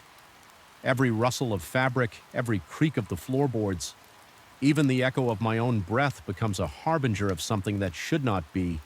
And so I remain locked in this unsettling dance with an invisible partner, uncertain if my next step will reveal the truth or push me deeper into the darkness. Whatever lies in the shadows of that forsaken theater, it has made its claim on me, and no amount of flickering flashlight beams can banish the haunting presence. I feel each night I still remember the first time the elevator door slid open on the 9th floor, revealing that darkened corridor soaked in an unsettling hush. There was something off about the air itself, thick as though it was resisting every step I took. The overhead lighting in that south wing triggered by motion. Sensors flickered and hummed erratically, creating the sensation that the building was resisting my presence as much as I was dreading it. Even before I stepped out, my pulse was already racing and every breath felt labored. That night was only my second week on the job, and it marked the moment I realized that the building with all its mid-century grandeur and neglected hallways was more than just an old commercial structure. It was a place where the past lingered, seemingly refusing to let go of the present, and where something unseen might be watching. I work as a night watchman from 10 at night until 6 a.m. The building itself dates back to the 1950s, and most of the original interior remains intact in the older, less frequently used sections. Each evening, I collect my flashlight, secure my keyring, and mentally prepare for 8 hours of strolling through a place that feels like it has never fully adapted to the modern world. On any given night, the majority of the floors are empty, with only one or two occasionally occupied by IT staff or people burning the midnight oil on urgent projects. Apart from those few individuals who usually keep to themselves in their offices, the entire building belongs to me and my imagination. For those late hours, it didn't take long for me to notice that the 9th floor was different. The first time I felt it was during my routine rounds. I stepped onto the floor, shining my flashlight along the corridor. The faint glow revealed tarnished metal handrails, chipped paint on the door frames, and the once polished wooden panels that lined the walls. A strange hush followed me as I walked, but from the corner of my eye I kept seeing flickers of light where no movement should have triggered them. My heartbeat quickened. My skin prickled. I tried to ignore it. At first, chalking it up to old wiring or faulty sensors. However, each subsequent visit confirmed the same pattern. The lights flickered as though something darted from office to office. I told myself it was an electrical glitch, but deep down I could feel a tightening in my chest and a dryness in my throat whenever I approached that south corridor, like my body was responding to a threat. Before my mind could process it, during one round I had paused in front of a locked office to check my clipboard. Verifying the door was indeed secure in that moment, I caught a glimpse of a shadow passing behind the frosted glass window set into the wooden door. It was quick, just a dark silhouette crossing from one side to the other. My muscles tensed. My palms grew clammy and I felt a chill trickle along my spine. After a moment of shock, I tried the door handle, finding it locked as expected. I stepped back, heart pounding against my ribcage, breath coming in shallow bursts. I checked the security system on my phone for any record of entry. There was nothing. Not just that night. No one had swiped into that floor for the entire week. Aside from me, the next day I mentioned it to my supervisor, indirectly reporting that perhaps the sensor logs weren't updating properly, or there was some malfunction with the door. He accompanied me to the office and we unlocked it together under the glare of fluorescent lights. The following afternoon, everything was pristine. No footprints, no sign of forced entry. My supervisor took notes and suggested the system might need an update, but his dismissive shrug hinted he believed I was just imagining things. I tried convincing myself that my eyes had played tricks on me, that maybe the headlights of a passing car outside had cast a bizarre reflection, or I'd simply spooked myself. But every new shift reinforced my growing discomfort. I noticed that the scuffed floors in the corridor sometimes bore faint smudges that seemed to appear overnight. As though someone had been wandering around on another evening, I heard a soft scraping sound. Just as I rounded the corner to the restrooms, my throat constricted, and the hairs on my arms stood on end. It wasn't loud, but it was distinct, like a chair being shifted across the floor in a vacant office. When I mustered the courage to check every office was dark and locked. As the weeks went on, the oppressive atmosphere weighed heavier on my chest. The sensation of being watched was no longer a passing feeling. It became a constant presence, especially between midnight and 3 a.m. When the building was at its quietest, I'd step off the elevator and my heart would thunder in my ears. My flashlight beam would tremble slightly from the unsteady grip of my sweaty hands. Every step along that corridor felt burdened by an unseen gaze. I could practically hear my pulse echoing in my head, competing with the faint hum of old air ducts. Strangely enough, the north side of the 9th floor never gave me any trouble. It was the southern stretch, a row of offices that had changed little since the 1950s that exuded this suffocating unspoken tension. The walls were still clad in dark walnut panels that had begun to warp with age. The thick carpeting, a drab brownish gray, had never been fully replaced, so it muffled my footsteps but also seemed to absorb every bit of light from my flashlight. At times, it felt like the building itself was swallowing me up. I tried strategies to cope. I found that listening to music through headphones sometimes helped in the earlier part of my shift. Whenever I reached the 9th floor, I had to take them out. Some primal instinct demanded I keep my ears open, as though I needed every sense on high alert. My ears would strain in the silence, picking up the faintest creaks and distant rumbles from old pipes, which in turn fueled my growing paranoia on nights. When staff were in the building, I felt slightly less alone, but they rarely ventured beyond their offices on the lower floors, and I never confided in them about my experiences. It seemed pointless to scare them or label myself as the guy who jumps at every flickering light. Eventually, the experiences escalated one particular night. As I was walking that dreaded hallway, the motion sensor lights behind me turned off, leaving only the fixtures above me illuminated then. Without warning, the lights 3 offices ahead flickered on, even though I was too far away to trigger them. My stomach lurched and I could feel my heart racing carefully. I made my way forward, conscious that my breathing had become raspy as I approached each door. My flashlight revealed only dark, vacant interiors through the narrow panes of glass. Yet the lights continued to come on in sequence, one set after another, leading me down the hallway as if some invisible presence was guiding me or taunting me. Every muscle in my body felt like it was wound tight. My throat was so dry that it hurt to swallow. It got to the point where I reached the last office at the end of the corridor, an older conference room rarely used anymore, and stood there in apprehension. The sensor light above the door was flickering. I placed my hand on the doorknob, feeling a tremor course through me. The doorknob turned easily, but the door itself was stuck as though something on the other side was holding it. I pushed lightly and suddenly it gave way. My mind, or being toyed with by someone who knew the property better than I did, my sleep suffered. Although my shift was strictly overnight, I found it impossible to rest during the day. Whenever I closed my eyes in one of the upstairs bedrooms I dreamed of, the floorboards creaking and footsteps closing in on me, I'd wake up drenched in sweat with every nerve on high alert. Convinced I heard voices whispering from the hallway, I began to doubt my senses, questioning whether the oppressive silence of the farmland had begun to warp my perception. The caretaker would occasionally check in, but his tone remained unhelpfully neutral. His only advice was to keep an eye on any intruders and call if I needed backup. No mention of ghosts or anything else. So I stopped mentioning the footsteps, thinking he either wouldn't believe me or already knew more than he let on. One particularly dark night, the wind was howling as usual, shaking the windows in their frames. Then, without warning, that terrifying silence fell.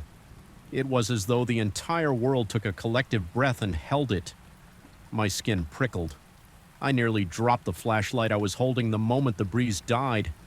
I sensed a presence behind me. I whipped around, shining my beam through the living room. Nothing. The old grandfather clock in the corner ticked ominously. Suddenly, a floorboard creaked in the corridor to my left. So close it made me jump. My throat constricted and my lungs felt like they were struggling for air. With my hand trembling, I advanced toward the hallway. As soon as I rounded the corner, a flicker of movement caught my eye at the top of the stairs. A dark shape, no details, just a vaguely human outline, drifted across the landing and vanished. My heart thundered and I had to take several quick breaths to keep from passing out. Each inhale felt shallow, laced with panic. I forced myself up the steps, my legs shaky, muscles taut like coiled springs. The corridor was as always empty, yet there was an undeniable chill in the air, an almost electric charge that made the hair on my arms stand up. After that night, I became increasingly convinced the house was testing my sanity. Strange smells, abrupt changes in temperature, sounds that defied logical explanation. It all felt orchestrated, deliberate. I started noticing an odd discoloration on one of the upstairs walls, almost like a handprint, but it faded whenever I tried to examine it closely. My reflection in the old mirror at the end of the hall sometimes seemed to smirk at me when I wasn't smiling. Small details easily attributed to fatigue or paranoia, but they accumulated until I could barely function without glancing over my shoulder. The caretaker paid another brief visit. He noticed my frazzled expression and asked if I wanted to quit. I simply told him I needed the paycheck. Despite my fear, I felt compelled to prove I could handle the job, or perhaps I wanted to solve the riddle of that place. Part of me was determined not to let a creaking house and a few shadows break my resolve still. Every passing night took a toll on my nerves. My heart pounded whenever I heard the shift in the wind's intensity, dreading the exact moment it would stop.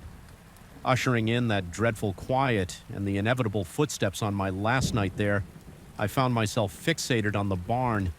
Something about the glimpses of that silhouette slipping away into the distance ate at me. Why did it always vanish near the barn if everything was locked tight, determined to confront whatever was haunting my nights? I ventured outside around midnight. The sky was overcast with only the faintest starlight providing a dim glow. My flashlight's beam bounced off the crooked fence posts and the weedy path that led to the barn. Every step felt heavier than the last, my boots crunching dead leaves and stirring up stale dirt.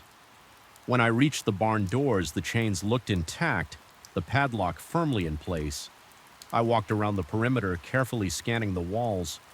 A broken window high up near the rafters caught my attention. It was too small for a normal person to climb through easily, but the shards of glass and the rotting wooden frame suggested it might have been tampered with. I felt a sudden prickling sensation on the back of my neck. It felt like unseen eyes were observing me from somewhere close. My stomach twisted and I sucked in a sharp breath. The weight of my own terror pressed on my lungs, making each inhale feel forced, determined to uncover the truth. I decided to return to the house and do a final sweep from top to bottom. I moved methodically, opening every closet, peering under every piece of furniture. The old paintings on the walls with their cracked varnish seemed to follow me with their eyes. By the time I reached the second floor, my chest felt tight and my forehead was damp with sweat. The hallway stretched out before me like a tunnel. I flicked the flashlight beam across the dark corners, half expecting to see that silhouette materialize again. Instead, I was greeted by silence and stillness. But then the wind stopped. The house went quiet, impossibly quiet, as though the walls themselves were holding their breath. My ears strained, and sure enough, the footsteps returned. This time they were right behind me. Every hair on my body stood on end, and a searing jolt of adrenaline shot through my veins. I spun around, shining the flashlight into empty space. My vision blurred with panic, and for a split second I saw the figure standing at the far end of the corridor, flickering in and out of the shadows. It turned, and though I couldn't see its face, I felt an undeniable pull like it wanted me to follow. Clutching the flashlight with a shaking hand, I staggered forward. Each step made the floor creak in protest, echoing the sound of my own racing heart. The figure slipped around the corner into the attic stairwell when I reached the base of that narrow staircase. I hesitated. A dank smell like rotting wood and ancient dust wafted down from above, coating my tongue with a bitter taste. My breath came in quick gasps, and droplets of cold sweat trickled down my temples. Summoning whatever courage I had left, I climbed at the top. The attic spread out like a labyrinth of boxes, trunks, and covered furniture. The flashlight's beam skittered across a wooden support beam, then onto a pile of old blankets. A sudden scraping sound cut through the silence, a box sliding across the floor seemingly on its own. My pulse pounded, and I felt my stomach lurch. I approached slowly, perspiration beading on my brow. Then, as abruptly as it appeared, the figure was gone. Nothing moved in the attic but me. Still, I felt sure I wasn't alone in that crushing stillness. I realized the extent to which my sanity might be slipping. Was this a ghost, a lingering presence, or simply my mind conjuring horrors to fill the loneliness of this rotting house? As if an answer, a low whisper impossible to decipher, grazed my ear. My fight-or-flight response kicked in. I nearly tripped as I backed away. Stumbling down the attic stairs, my heart beating so fiercely that I worried it might burst. I dashed back into the corridor, half blind with terror. At that moment, I made a decision. This job was not worth my last shred of sanity. Whatever prowled these corridors, whatever lurked in that barn or haunted these walls, I refused to be its plaything any longer. I fled downstairs, grabbed my jacket, and fumbled with the front door lock. The door stuck for a moment as if resisting my escape, then gave way with a splintery groan. Outside, the wind was roaring once more, but it felt like a relief compared to the suffocating silence inside. I walked away that night, heart-pounding skin, clammy eyes flicking back at the house as I imagined shapes in the windows. I left the keys in the caretaker's mailbox with a note explaining I couldn't continue. Even in the open air, I couldn't shake the sensation of eyes on me, couldn't dispel the memory of that shifting silhouette and those echoing steps. My breath remained shallow and ragged until I finally got into my car and drove onto the empty highway. With each mile that separated me from that Orst farmhouse, my chest loosened just a fraction, yet the dread still clung to me like a persistent shadow. To this day, I sometimes wake in the middle of the night, convinced I can hear a floorboard creak or a slow, measured footstep just down the hall, and in those moments my heart thrashes against my ribcage, my skin goes cold, and I wonder if the thing I encountered out there followed me home. I never went back to that farm, but no matter how far I run, no matter how many lights I leave on, the memory of that silent wind and those phantom footsteps lingers in my mind. A constant gnawing reminder that some places are better left abandoned, their secrets kept hidden under layers of dust and time. The only true solace I found is in knowing I escaped physically unscathed, but mentally branded by the realization that there are forces we barely comprehend. And I will never forget the sense that on those windless nights the house was alive in its own terrible way, waiting for me to let my guard down so it could unravel what was left of my sanity. I still remember the first time I walked into the abandoned municipal theater at night. The moment I stepped through the rusty side door, an overpowering sense of unease smothered me like a wave of stagnant air. It wasn't merely the silence or the layered dust on the curtains. It was the way the darkness seemed to absorb every stray beam of light, creating pools of shadow that felt almost alive. Even my own footsteps sounded muffled, as if the space itself was swallowing all evidence of my presence. That first impression was enough to send an icy prickling down my spine, and I knew at once that the nights ahead would not be kind to my nerves. I'm the person assigned to inspect this place to ensure no vagrants make it their home and that no further damage comes to the structure. The city council once dreamt of renovating the old theater. I reached the door. I pressed my ear against the cold metal surface. At first, I could only hear my heart pounding and my unsteady breathing. Then, so faintly I almost missed it, I detected a slow scraping sound from within, as if something was being dragged across the concrete floor. All the cautionary tales of horror stories I'd ever heard rattled in my head. My body's fight or flight response teetered on the edge, urging me to run. Instead, I found myself testing the padlock again, fumbling in my pockets for tools.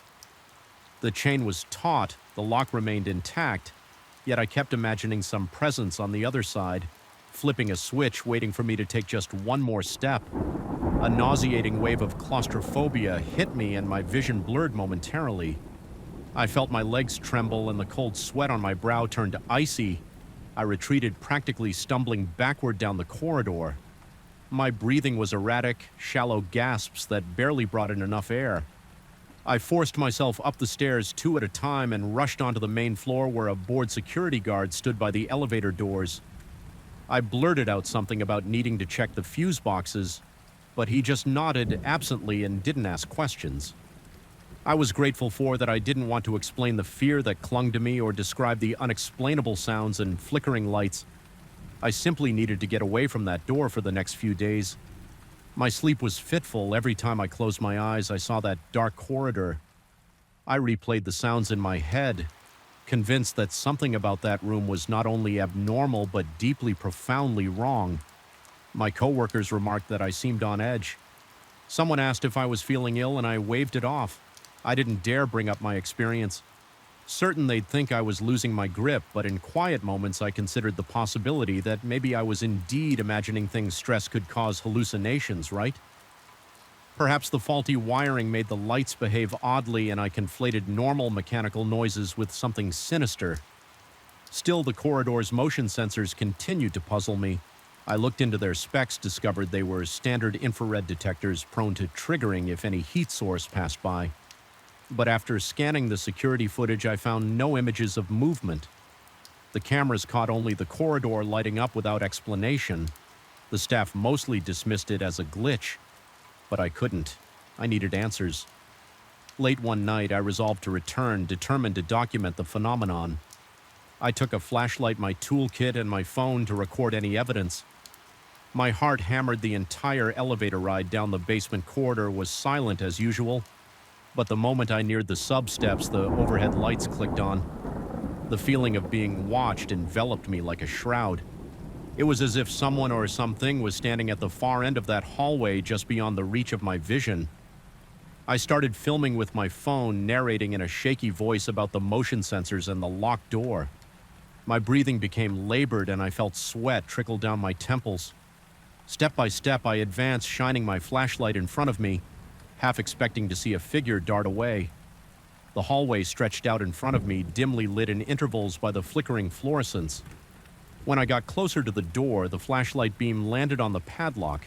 It gleamed as though it had been polished since the last time I was there. My stomach dropped at the realization that it looked newer, the rust replaced by shiny metal. I tried to control my shaking hands as I reached out to touch the chain. It felt cold against my fingertips, and I heard my own ragged breath echo in the narrow space.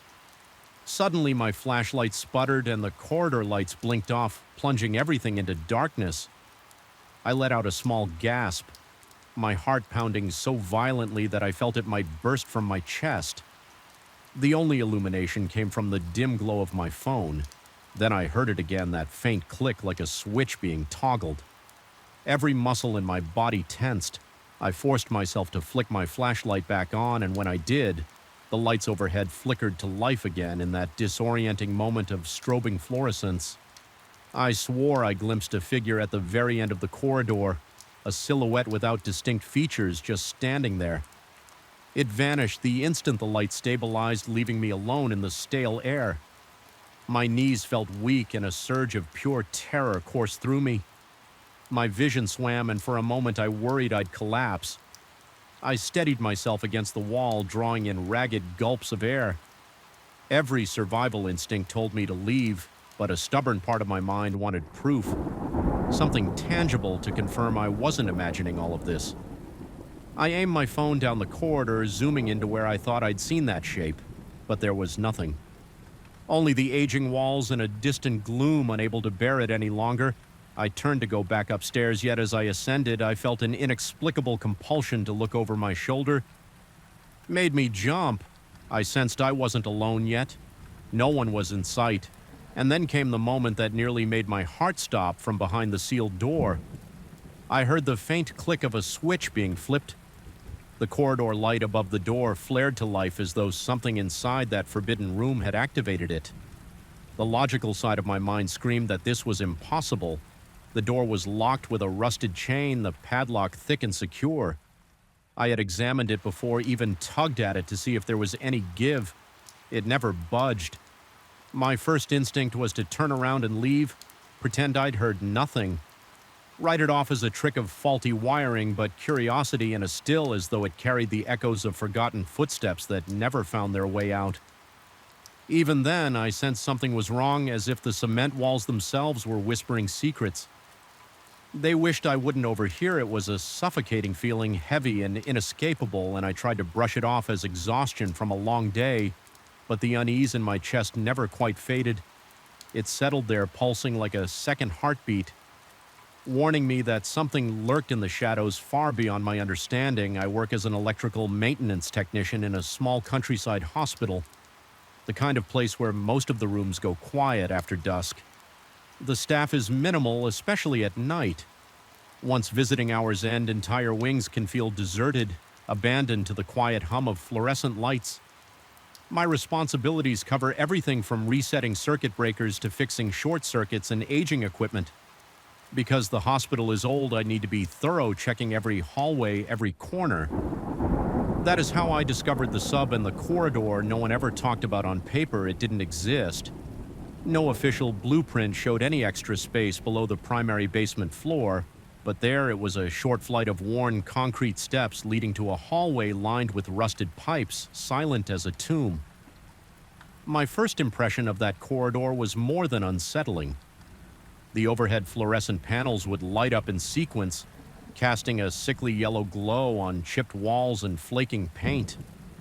There were times when I would notice them powering on by themselves from a distance, responding to motion sensors that shouldn't have triggered unless someone was walking beneath them, yet no one else was there. At least no one I could see. Each time I ventured down those steps, my pulse throbbed in my ears and a cold sweat broke across my forehead. I started to dread even the thought of going there. But my job demanded that I do my rounds during my inspections. I gradually noticed a room at the far end of the corridor, its door sealed with a thick padlock and a chain that looked older than the building itself. There was a small metal plaque near the door handle, scratched and tarnished but still partially legible. It bore the hospital's name and an unreadable date that might have indicated when the space was last in use. Yet officially, no record of this room existed. No one spoke of it, and if I ever mentioned it casually to a sea orker, the response was always blank confusion. Some said they knew nothing about a sealed room. Others guessed it had been closed off for administrative reasons years ago, but nobody could give me a straight answer. As weeks passed, I found myself returning there more often. My job rarely required me to be in the sub, but each time I passed by, I felt compelled to check the corridor's flickering lights. I would stand at the top of the concrete steps and watch as the sensors detected something moving below. The lights blinked on one by one as if some invisible figure walked the length of the hall, stopping at the door. At the end, I couldn't shake the feeling that if I crept down quietly enough, I would catch sight of a silhouette, a shape that vanished the moment I tried to focus on it. One night, I was asked to investigate an electrical fault near the basement storage area. It was late past midnight, and the hospital corridors above were practically silent, except for a distant beep of some monitoring machine. I wrapped up the repair quickly, but instead of heading back to the main floor, I found myself descending farther, drawn inexplicably to the sub. My heart beat faster with every step.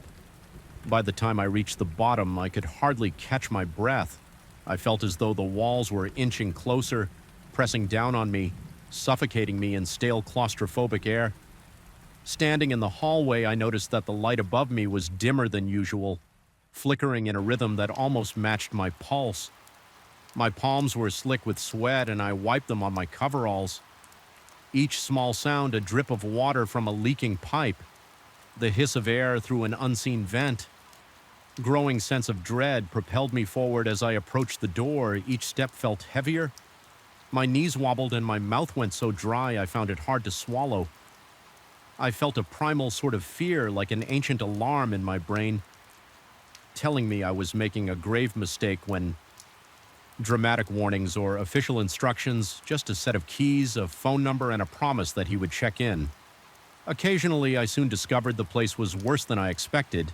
The main structure was 2 stories high with peeling wallpaper and water-stained ceilings. Furniture from the 1940s or 1950s littered the rooms, covered in sheets so thin they were practically transparent. Every piece of wood, be it floorboard or window frame, appeared warped with age, exuding a musty smell that clung to my nostrils. It was as if the entire house had been sealed away in a time capsule, left to rot on this desolate patch of land. During daylight, the house felt eerie but manageable. After the caretaker left me with a half-hearted good luck, I explored the upstairs rooms only to find little beyond dusty mattresses and ancient wardrobes. There was an oppressive aura in the attic hallway. The boards under my feet echoed more loudly there than anywhere else, and the narrow windows offered a skewed view of the neglected fields beyond. In the distance, I could see the silhouette of the old barn, its doors heavily secured with chains. Supposedly, nobody had set foot in there for months.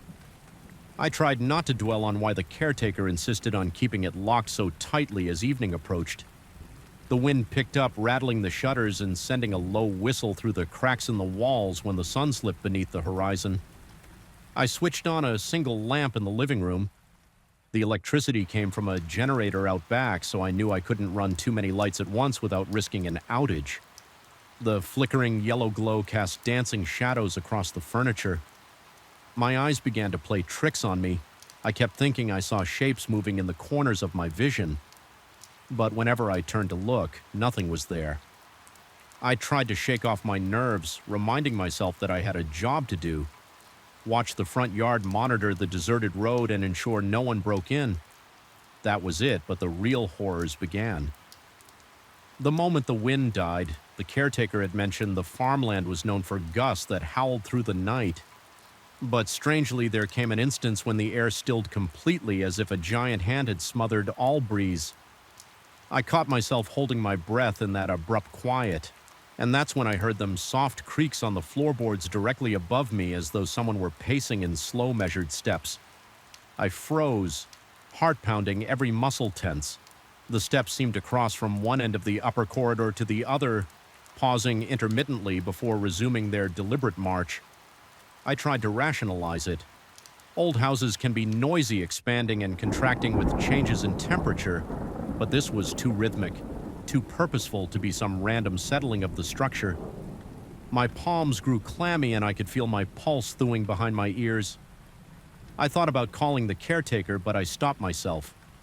Maybe I should do a quick check upstairs. It might be an intruder, or worse yet, some wild animal that got in through a broken window. So I went upstairs. Each step felt like it might collapse under my weight.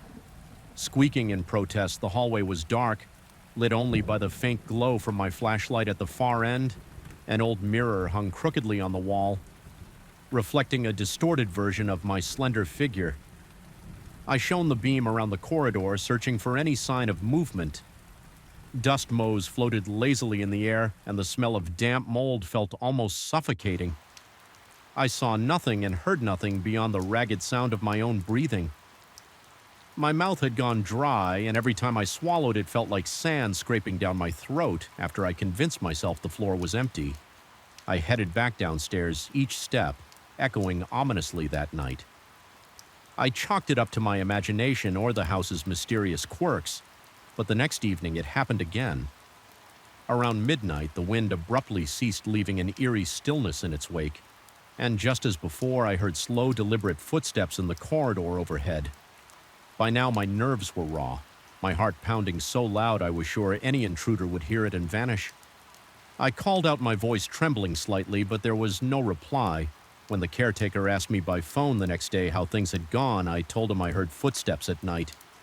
He sounded unsurprised, merely telling me to stay alert and let him know if I encountered anyone.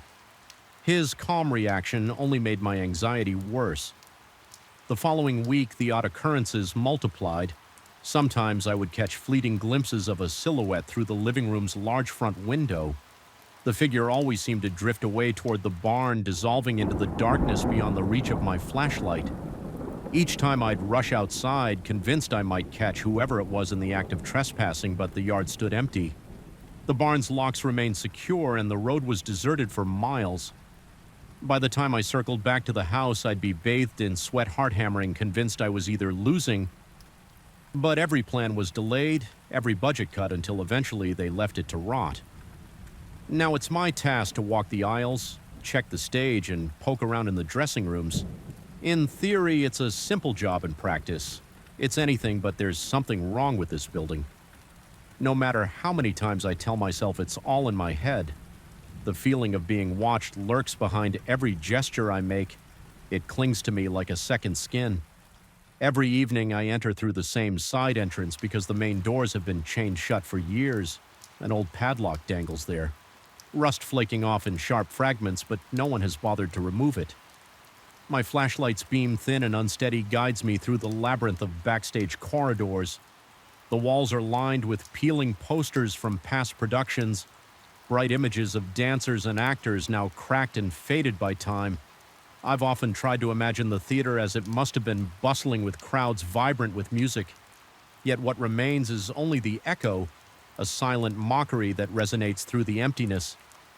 The echo is a constant companion, repeating my footsteps, my breath, and on some nights repeating sounds I don't think I ever made. Walking through the corridor leading to the stage, I catch glimpses of movement in my peripheral vision. It's never more than a flicker, an indistinct shape slipping between the rows of seats or darting behind a curtain when I snap my head around. There's only stillness.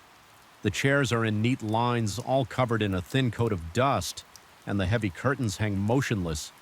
Yet my heart hammers in my chest every time I can't shake the suspicion that someone is tiptoeing behind me, constantly evading the narrow cone of light that stretches from my flashlight on the stage. The boards keck underfoot. The old rigging ropes sway slightly overhead as though disturbed by a faint breeze that I can't feel on my skin. My breath grows ragged whenever I remember the rumors floating around. Rumors that the place is haunted by the unsettled energies of past performers. I never believed in that kind of thing before, but I can't deny that each time I stand on that stage, an oppressive presence seems to loom just beyond the curtains, waiting for me to drop my guard. The worst part is the hush, a silence so thick that even my heartbeat echoes off the chipped paint on the walls. I usually direct my flashlight at the seats in the auditorium, scanning the rows for any sign of intruders. More often than not, that's when I see it, a brief silhouette shifting near the main aisle. My pulse spikes and my breath catches in my throat. I'll train my light on the spot, see nothing but dusty upholstery, yet feel a near suffocating certainty that I've just missed. Catching whoever or whatever it was, a pang of nausea knots my stomach.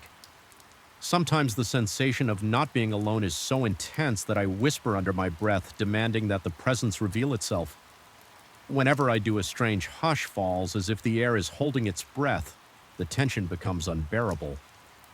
I sense a response that doesn't quite form words, but resonates in the hollow spaces of my mind, like an echo of my own voice.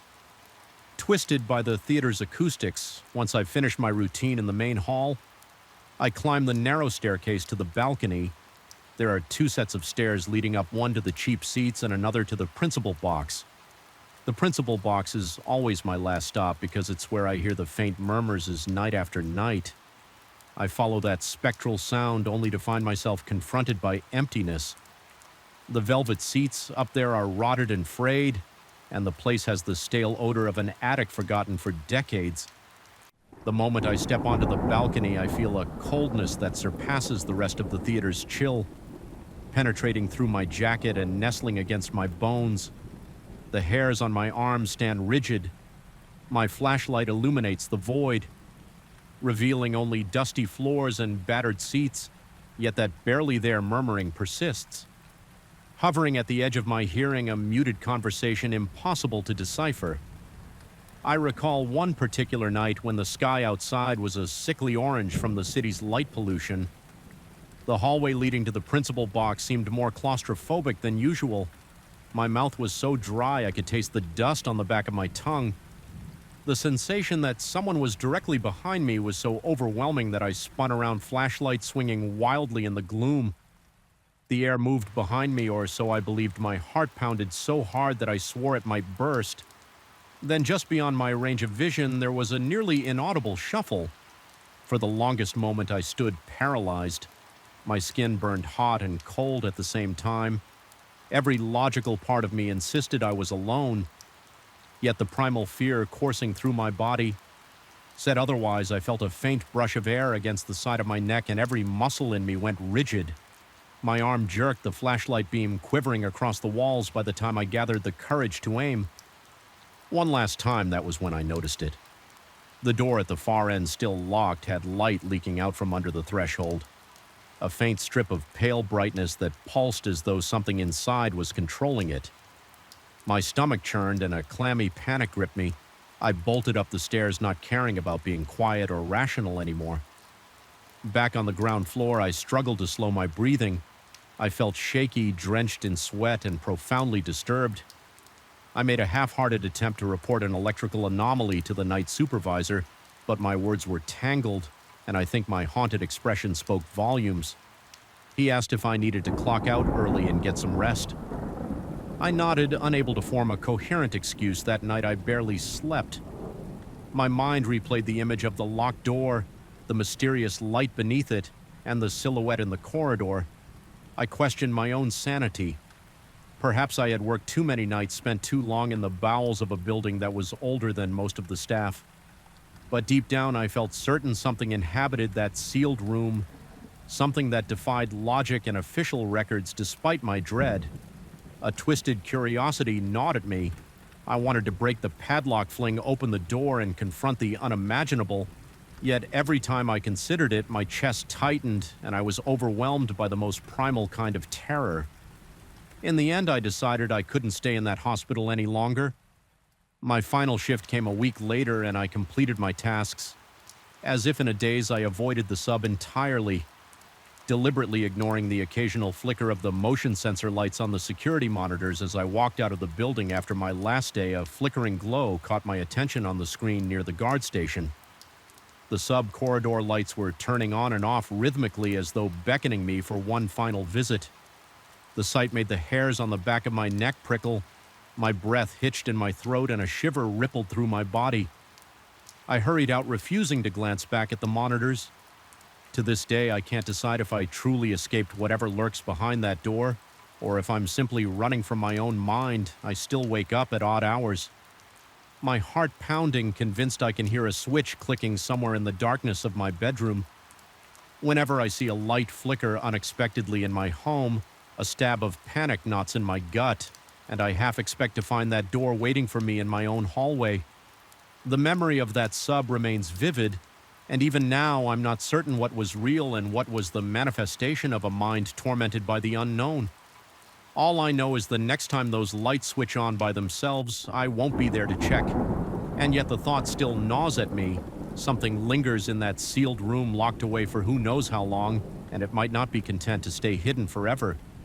Sometimes late at night, I almost wish I had forced the lock open just to banish the haunting questions. But deep down, I suspect it's better not to know. Let that door remain sealed. Let the darkness beyond remain undiscovered, because if it ever finds its way out, I don't want to be around to see what emerges from the very first moment I set foot in that decaying farmhouse. I felt an unsettling tightness in my chest.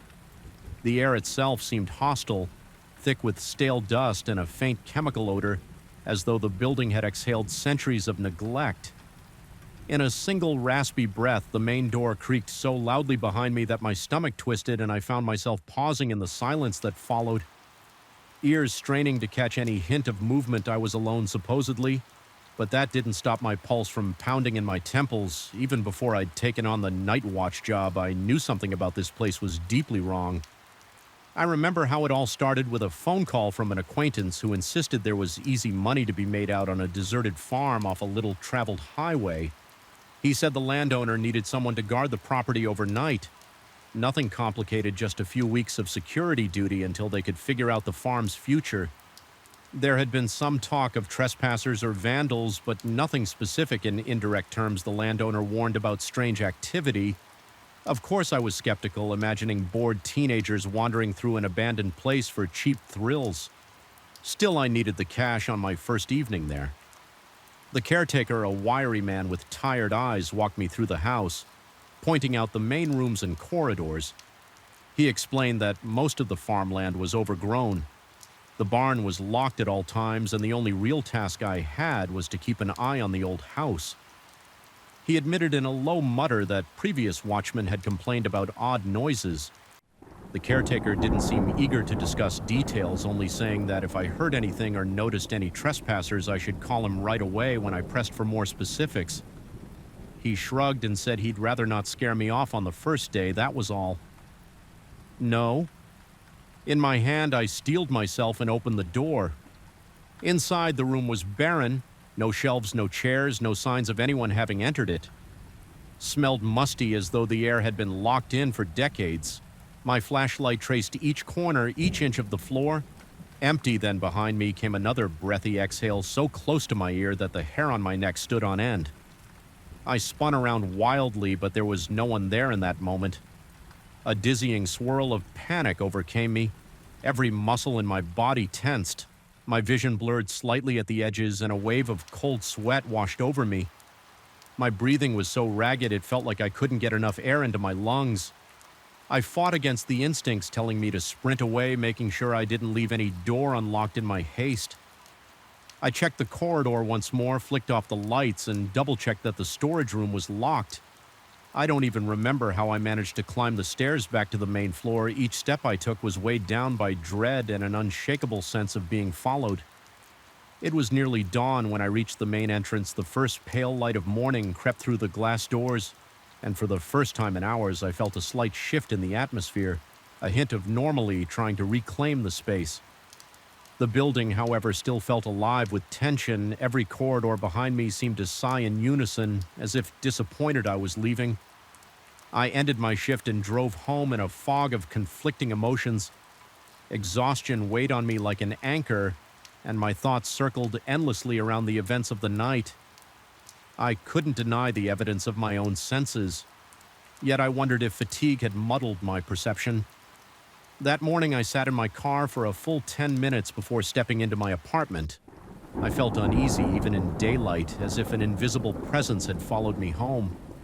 But nothing happened. No lights flickered, no strange noises. Just the ticking of my kitchen clock and the distant sounds of the city going about its routine. By the time I returned to work the next evening, I was determined to confront whatever was happening. I had considered quitting, but an odd sense of resolution pushed me forward this time. As I walked the corridors, I called out not in a frantic or overtly terrified way, but firm enough to break the silence. I asked if anyone was there, if anyone needed help. The emptiness swallowed my voice, and the overhead lights remained off my steps. Echoed hollowly, I sensed movement behind me like a rush of air brushing past my ear. My heartbeat thundered. My skin tingled with an icy burn, but I stood my ground. My mouth was dry as I forced myself to speak again. My voice trembling, there was no direct reply, only the oppressive silence of vacant rooms and shuttered windows. The corridor lights stayed dark. Slowly, I realized that for once, no lights had sprung to life without warning. No door had creaked open. It was as if my calling out had imposed an uneasy truce.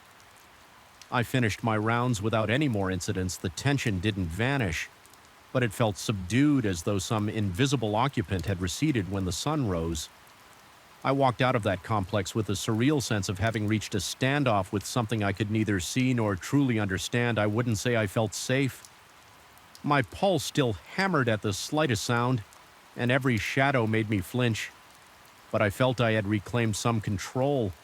Perhaps acknowledging whatever lurked in the corridors had forced it into the background. To this day, I still don't know what haunts the empty dorms at night. I continue my rounds, and while the random lights and sighs have diminished, they haven't disappeared entirely.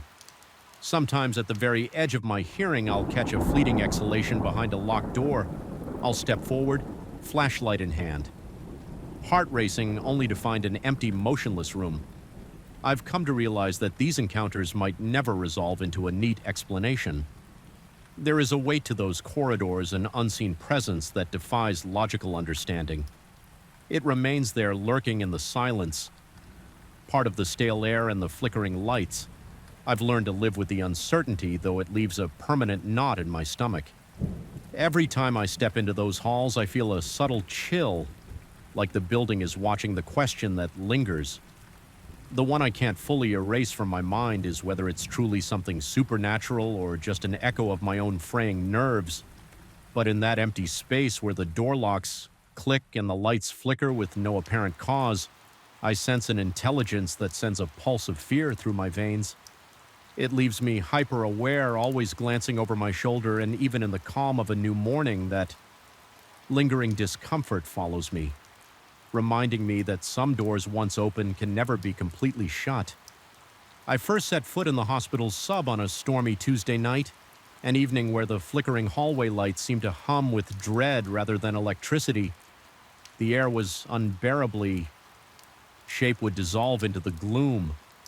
At one point, I even thought I saw the reflection of a pale face behind me, distorted by the mirror's tarnished edges. My throat went dry and my palms broke out in a cold sweat.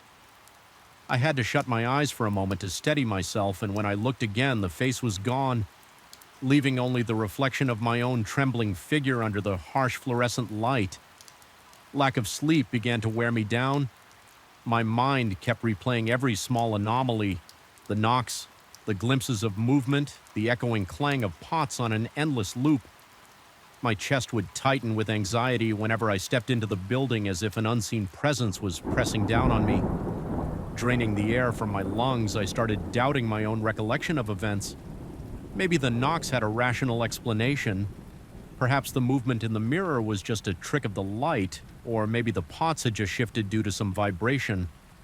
But no matter how hard I tried to rationalize these experiences, I couldn't shake off the primal fear that something was terribly wrong here.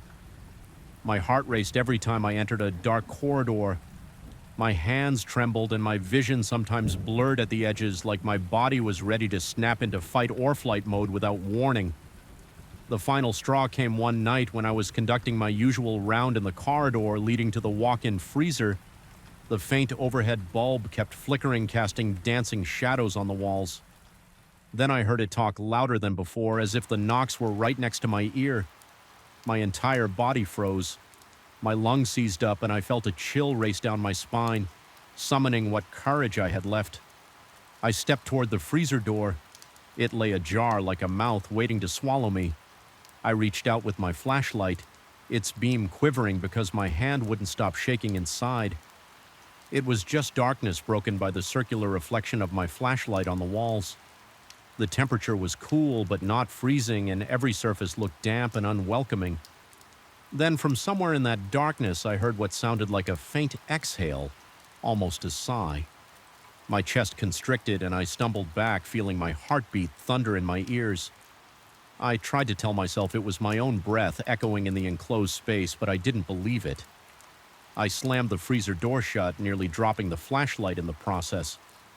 My heart was pounding so violently that I felt dizzy. A wave of nausea rolled through me, and I thought I might pass out right there instead. I forced myself to move because the one thing more frightening than running was standing still. I practically bolted into the main dining area. The light was dim, and in the reflection of the windows, I could see my own panicked face. My vision blurred at the edges, and I found myself gasping for air. I tried to calm down by reminding myself that I'd been alone in plenty of spooky buildings before, that I was just letting my imagination run amok in a deserted restaurant with a weird vibe. But reason had no hold on me anymore. My entire body screamed that I was in danger and that I needed to leave, yet I couldn't abandon my shift. I had a job to do. So I studied myself and decided to end the night's rounds with one final check of the kitchen. My logic was simple. If I got through this last sweep, I could haul up by the entrance until morning. That was the plan, but as I stepped back into the kitchen, I noticed that the old mirror on the prep table had shifted. It was tilted more upright than before, revealing a broader reflection of the room. My pulse hammered and I swallowed hard, forcing myself to walk toward it. With each step, the mirror seemed to magnify every shadow, every speck of dust dancing in the stale air. I could see the large metal counters behind me in the reflection, the ceiling light flickering above, and the empty racks that once held pots. Then in a jarring instant, I saw that shape again, a dark silhouette standing just beyond the door. My stomach twisted and my breath caught in my throat. I spun around to face it directly, nearly dropping the flashlight. But the doorway was empty, just the cold gloom of the corridor behind it. When I looked back at the mirror, the silhouette was gone. A creeping sense of dread slithered up my spine, and for a moment I felt like my limbs were made of lead. I'd had enough. My nerves were shot, and the oppressive atmosphere was suffocating. I backed away from the mirror, eyes darting to every corner of the kitchen. My heart was pounding so hard I could feel it in my temples. The overhead light flickered again like a mocking stutter. Every muscle in my body told me to run to escape. I rushed out of the kitchen past the dusty dining room chairs stacked against the walls and found my way to the main entrance. The door felt stuck as I tried to push it open, and for a split second, panic seized me. It gave way after a forceful shove, the cool night air hitting my face like a slap. I stumbled outside, chest heaving, and leaned against the brick exterior. The silence. Already racing from the moment I entered the mansion, I navigated through the main salon, up the old staircase, and into the shadowy corridor where the portrait waited. This time I felt the presence before I even saw the painting. The air was dense, almost suffocating. The overhead lights flickered again, providing only sporadic illumination. My skin prickled with electricity and a wave of nausea rolled through my stomach. When I reached the painting, the cloth was gone. Not folded, not tossed aside, completely gone. My chest tightened and cold sweat trickled down my temples. I stood there, flashlight shaking in my grip, trying to steady my breath. The painting's figure seemed more vivid than ever under the feeble light. The face bore a severe expression. Lips pressed thin, the eyes were so skillfully painted that they seemed to shimmer with cunning. I felt pinned under that gaze, unable to look away at that moment. Every light in the corridor died, plunging me into total darkness. I froze, heart pounding. My flashlight flickered and threatened to go out in the suffocating blackness. I heard it distinctly, a breathy whisper inches from my ear, as if the figure in the painting stood beside me. It was a single exhalation, long and drawn out. My throat tightened so much I could barely swallow, fighting panic. I flicked my flashlight back on its narrow beam. Trembling over the painting, the lights overhead stuttered back to life, revealing that the cloth was now crumpled on the floor, something that hadn't been there just a second before I felt a surge of raw terror. Adrenaline coursed through me, leaving my entire body taut and ready to bolt.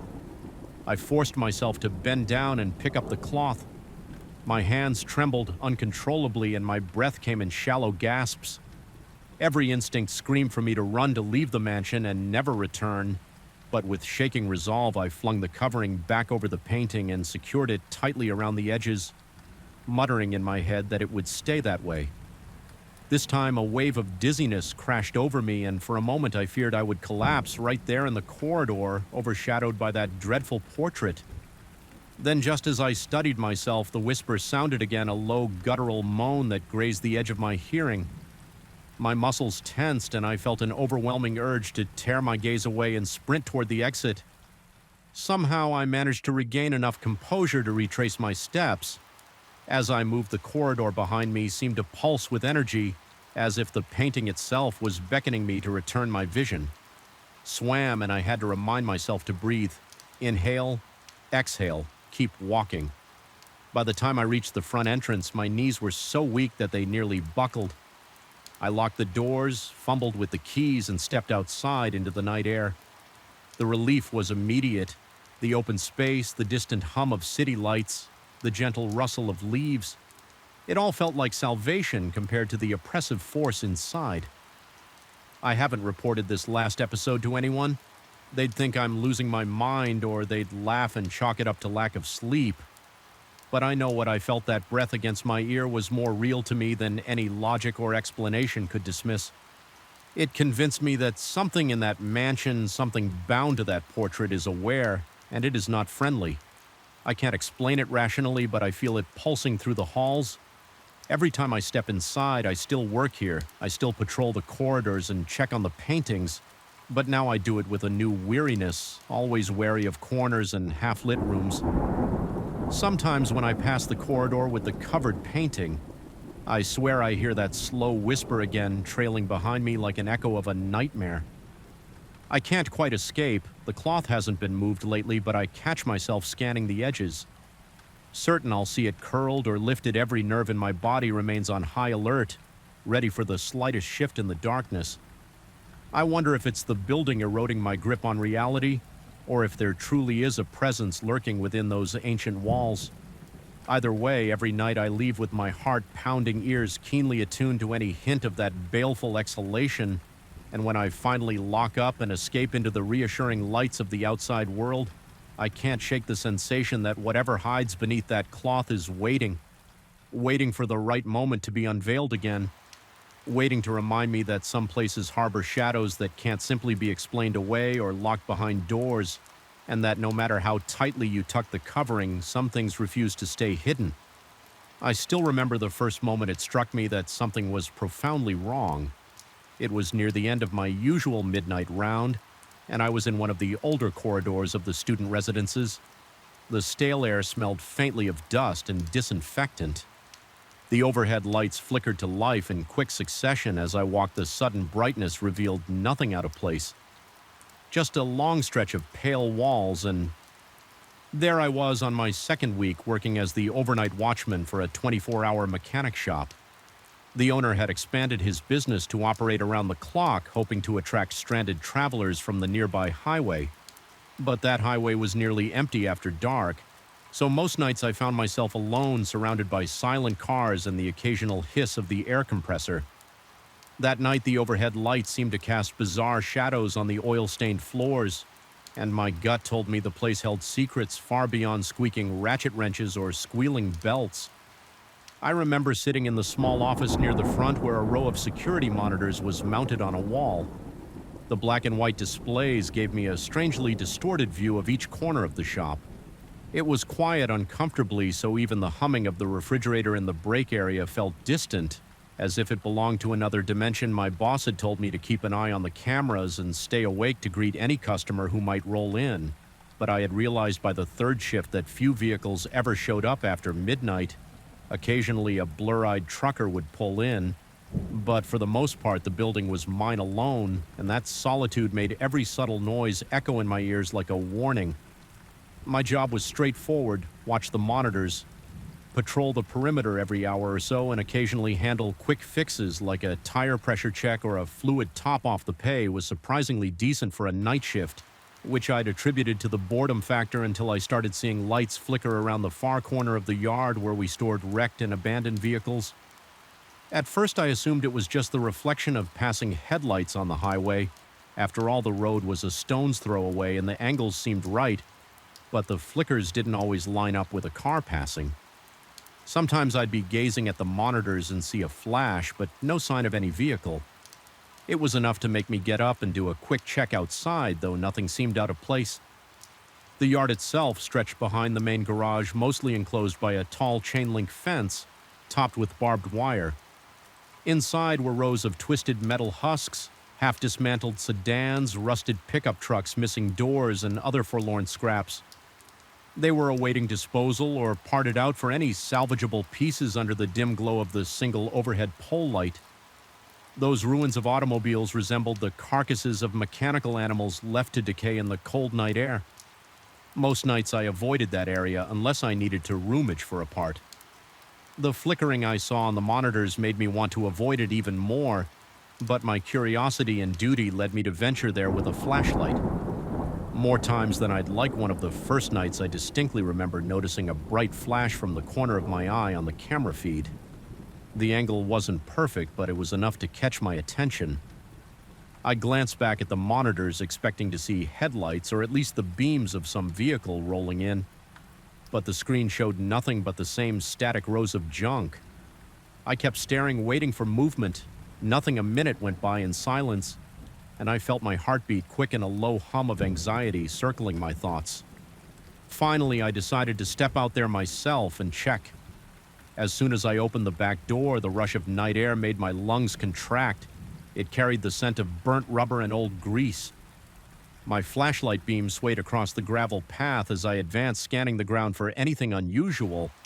I circled the entire area, peering through broken windows of the old vehicles. Shadows seemed to shift inside the cabs, but I blamed that on the glare of my flashlight.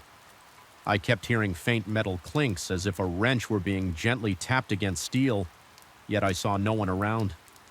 Eventually, I convinced myself it was probably just the wind nudging a loose scrap. That rational explanation felt hollow, but I used it as a crutch to keep my nerves from boiling over by the time I returned.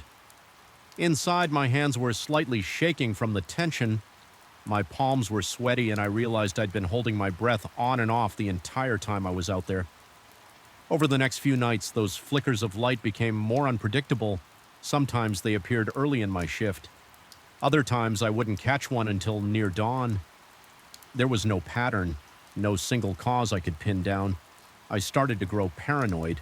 I checked the yard lights to make sure they weren't malfunctioning, but all of them were either turned off or operating normally. I tried to see if reflective surfaces in the scrap heap could be catching moonlight, but that didn't explain how bright these flashes were. It reached a point where I began to dread glancing at the security monitors, fearing that I'd see another pulse of light with no obvious source. One night I was finishing some paperwork at the front counter when I glimpsed a sudden burst of illumination from the monitor that faced the back fence. It lit up. Closed doors, but I felt a subtle shift in the atmosphere, like the entire building had exhaled in unison. A shiver crawled up my spine. The sensation was so intense and unexpected that I almost dropped my flashlight. Little did I know that was only the beginning. I work as a sort of night watchman in a sprawling complex of student dormitories during mid-year break. The population dwindles to just a handful of people, if any. Most rooms remain empty. My job is simple in theory patrol. Every wing check that all doors and windows are secure, note any irregularities in a log, and make sure everything is locked up tight by dawn. It was usually quiet, just me trudging through deserted corridors accompanied by the mechanical hum of ancient ventilation systems. But this year, something changed. I can't say exactly what or why, but the silence felt heavier, more oppressive, and the shadows in the corners seemed to stretch farther than they did before. At first, the strangers took the form of minor anomalies, a sense that the automatic lights were turning on in corridors long after I'd left them.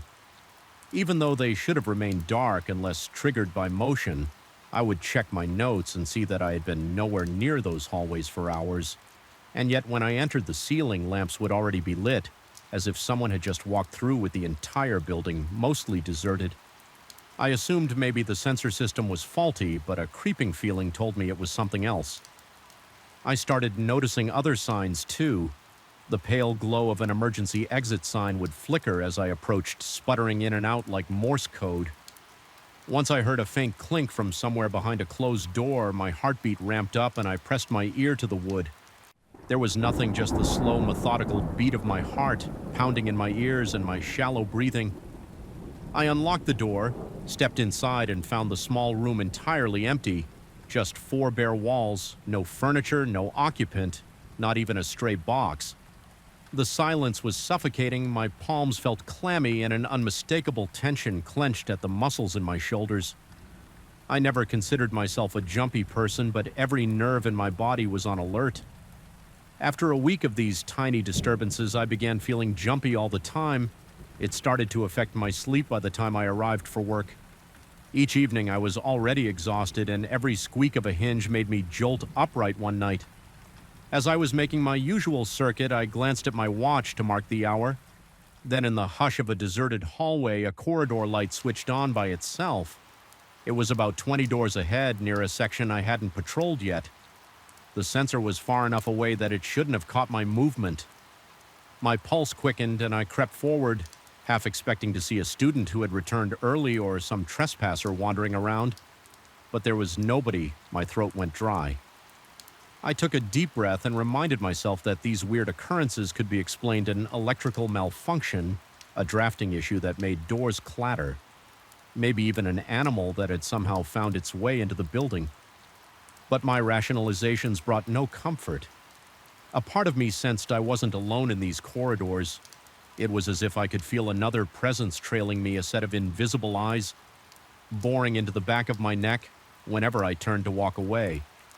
A few days later, I had a conversation with my supervisor over the phone. I kept it professional, only mentioning that some of the lights seemed to activate on their own. He suggested I look into the sensor system, maybe reset some circuit breakers. I took note of his advice and decided to handle it on the following shift. Although he said he hadn't noticed anything strange on the monitors, I could tell from his tone that he thought I might be overreacting. That irritated me slightly, but I brushed it off, telling myself that maybe he was right, and there was a logical explanation. The next evening, I set out with a plan to test the lights myself. I went to one corridor known to have sensors that triggered suspiciously. Often my flashlight beam crossed the threshold, revealing a row of closed identical doors. The floor was scuffed, and the walls had a few patches of chipped paint. Everything looked so ordinary, but I couldn't shake the sense of being unwelcome. My mouth felt suddenly parched, and my pulse drummed in my ears. I forced myself to proceed calmly. I wanted to stay and watch if the lights came on randomly, so I turned them off manually at the main switch and stood quietly in near darkness. For a moment, I was enveloped in a thick silence, broken only by the faint buzz of the emergency lights. Sweat began to beat on my forehead. I could feel the damp warmth trickling down the sides of my face. My ears were pricked, searching for any subtle noise. Then out of nowhere, I heard what sounded like a distant sigh. It was brief and soft, but it cut through the silence like a blade. I spun around, shining my flashlight into each corner, checking. That grates on your nerves. It's never truly silent. Floorboards creak with soft moans under ancient weight. Pipes rattle behind walls as if they're carrying whispers from one room to another.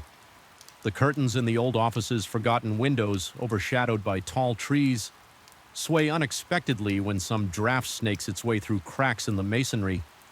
Even my own footsteps have a muffled quality here, like the wood is swallowing the echo before it can properly resonate. I first noticed the problem with that covered portrait a few weeks ago during one of my usual rounds. I passed by a row of paintings, most of them shrouded in protective cloth to shield them from dust and humidity.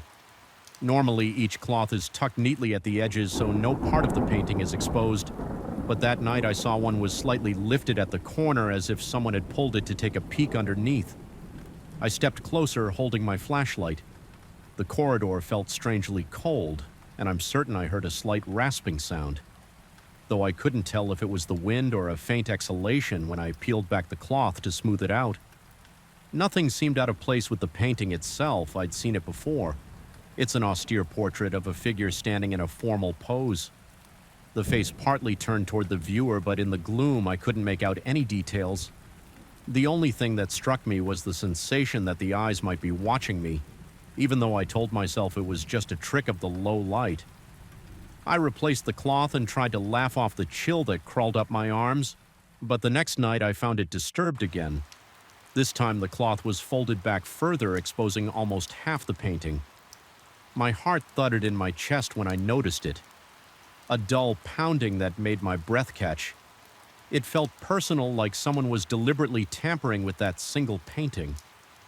I looked around with my flashlight, checking every dusty corner of the corridor. The overhead lighting was dim and the narrow windows let in only faint moonlight.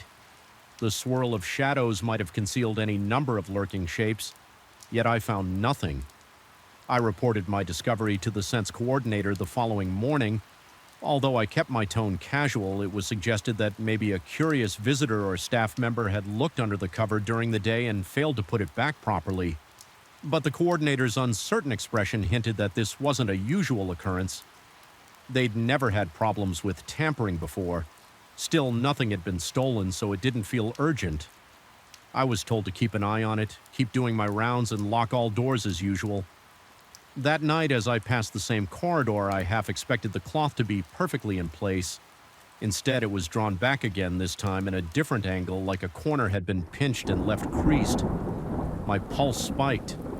I remember beads of sweat forming on my forehead, and the dryness in my mouth made me swallow hard as if I'd forgotten how to breathe for a second. A tingling sensation prickled the back of my neck. I forced myself to approach slowly. Shining my flashlight over the rows of paintings, they were all covered as they should be, except that one. The corridor felt alive with anticipation, every shadow seeming to pulse and twitch. That was when I became aware of a soft, nearly imperceptible sound behind me. It was like the slow intake of breath or perhaps a slight hissing. I whirled around, heart-hammering, but there was no one there for the next few nights. I noticed an odd pattern. I would patrol the entire mansion, double-chase check-kick, the doors, corners, and windows. Everything would be in order until I reached that corridor. Without fail, the cloth on that same portrait would be disturbed, pulled up enough to reveal a glimpse of the face beneath, and each time I'd feel a distinct pressure in my chest, like my body was reacting to something intangible. My throat would constrict, and I'd hear that faint hiss or whisper right at the edge of my hearing. I started to dread that part of my shift, knowing I would find the painting partially exposed, and that the small sound like someone exhaling would brush past my ears one evening. I tried a new tactic. I decided to patrol that corridor first, well before midnight, hoping to catch whoever was messing with the cloth. I switched off most of the lights, leaving only the emergency bulbs, and chose a vantage point at the end of the hallway where I could see the painting without being too obvious. The wait felt interminable. The gloom pressed in on me from all sides. The only comfort was the thin beam of my flashlight, which I kept turned off to avoid giving away my position. I stood there listening. My heartbeat thrummed steadily in my ears, and I found myself straining to hear anything else. A scuff of a shoe against the floor, the shuffle of cloth, a door hinge squeaking. But the corridor remained deathly still. So quiet that my own breathing sounded unnaturally loud. After what must have been half an hour, I felt a sudden wave of discomfort, a prickling behind my eyes that made me blink rapidly. An odd notion seized me. The painting wants to be seen. I dismissed the thought immediately. It was nonsense, I told myself. But no sooner had I quelled that notion than the corridor's overhead lights flickered, plunging me into near darkness. In that split second of flickering illumination, I could have sworn I saw the cloth lift as if tugged by invisible fingers. I lunged forward, flashlight.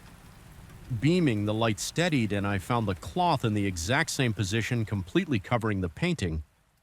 I approached it slowly, heart in my throat. Scanning the hallway, my hands were sweating so much that I almost dropped the flashlight with trembling fingers. I brushed over the cloth to confirm it was in fact undisturbed. It was perfectly smooth. No corner folded yet. My instincts insisted something had moved. The surge of adrenaline in my veins left me shaky and alert. For the rest of the night, I barely closed my eyes. Once my shift was over, haunted by the memory of that flicker and the intangible presence I felt in the gloom. Over the following days, the activity ramped up. Doors I knew I had locked were found slightly ajar. Light switches I'd flicked off turned themselves on. My radio, used to communicate with the staff, emitted a crackling static. Whenever I passed near that corridor, once while walking through the main salon after an exhibition, I heard a soft scraping noise coming from the balcony overhead. Each step I took brought me closer to a feeling of dread. as if I were inching towards something that wanted me to fail, to give up and flee. The portrait incident became almost nightly. Sometimes the cloth would be lifted just an inch or two. Other times I'd find it pulled halfway up, revealing the figure's stern face. The painting depicted a person clad in dark clothing from a bygone-era posture, stiff eyes painted with meticulous detail. Those eyes always seemed to bore into me, even though each time I forced myself to look, I saw the same flat expression. Yet there was a moment, fleeting but horrifying, where I swore the eyes shifted a minuscule change, like the slightest tilt of a pupil, as if focusing on me with faint recognition. I started experiencing physical symptoms of stress. My heart pounded incessantly, often at random moments. My breathing grew shallow the instant I turned a corner. Sweat broke out on my forehead. For no reason other than remembering that corner of the mansion, my appetite dwindled, replaced by a knot of anxiety in my stomach. Each night I'd arrive from my shift bracing for another sign, another manifestation of whatever was toying with me. My rational mind told me it was a series of coincidences, a problem with the old building's wiring, a caretaker or staff member forgetting to properly cover the painting. But the mounting series of strange occurrences eroded that logic. I felt watched at every turn. Once near the end of my patrol, I was finishing up in the storeroom when I caught a glimpse of movement near the door. Just a quick flicker at the edge of my vision, I whipped around and saw nothing. Just a dark corridor stretching away, but I felt a chill gather along my arms and spine, making every hair stand on end. I marched back to the corridor with the painting, nearly sprinting, prepared for the cloth to be disturbed, and it was more than disturbed. The covering had been flung aside, completely revealing the painting in all its grim detail. My breath hitched, a cold sweat slicked my palms, and it felt like my heart was shaking. My entire ribcage, for some reason, it was the figure's left hand that drew my attention. This time painted in a tense, almost claw-like position, as though gripping an unseen object. It looked so close to reality that I half expected it to reach out and grab me. I can't pinpoint the exact moment when I started questioning my sanity. Maybe it was that night. Maybe it was the next, when I heard what sounded like a low, murmured voice in the corridor that seemed to whisper words I couldn't quite decipher. The hush was reminiscent of someone gently blowing into the ear of a person sleeping. I would turn quickly, shining my flashlight, but there would be no one there. Only that looming painting with its figure half hidden in shadow.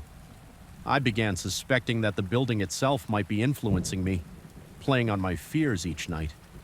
The mansion's corridors seemed longer, the corners darker, and the paintings heavier with some intangible weight. When I walked, it felt like the walls themselves were closing in, pushing me toward that cursed portrait. My dreams became plagued with images of shifting eyes, flaking paint, and a soft breath that caressed the back of my neck. During the day, I would tell myself it was only exhaustion, that I needed rest. But at night, each time I set foot in that corridor, my senses lit up with raw fear. The crescendo came about a week ago. I was making my final round, determined to lock up and depart quickly. My heart was... There was something in his eyes, though, a flicker of discomfort, as though he knew more than he let on. When I asked if there was any chance an animal had gotten trapped in the attic, he simply said it wasn't possible.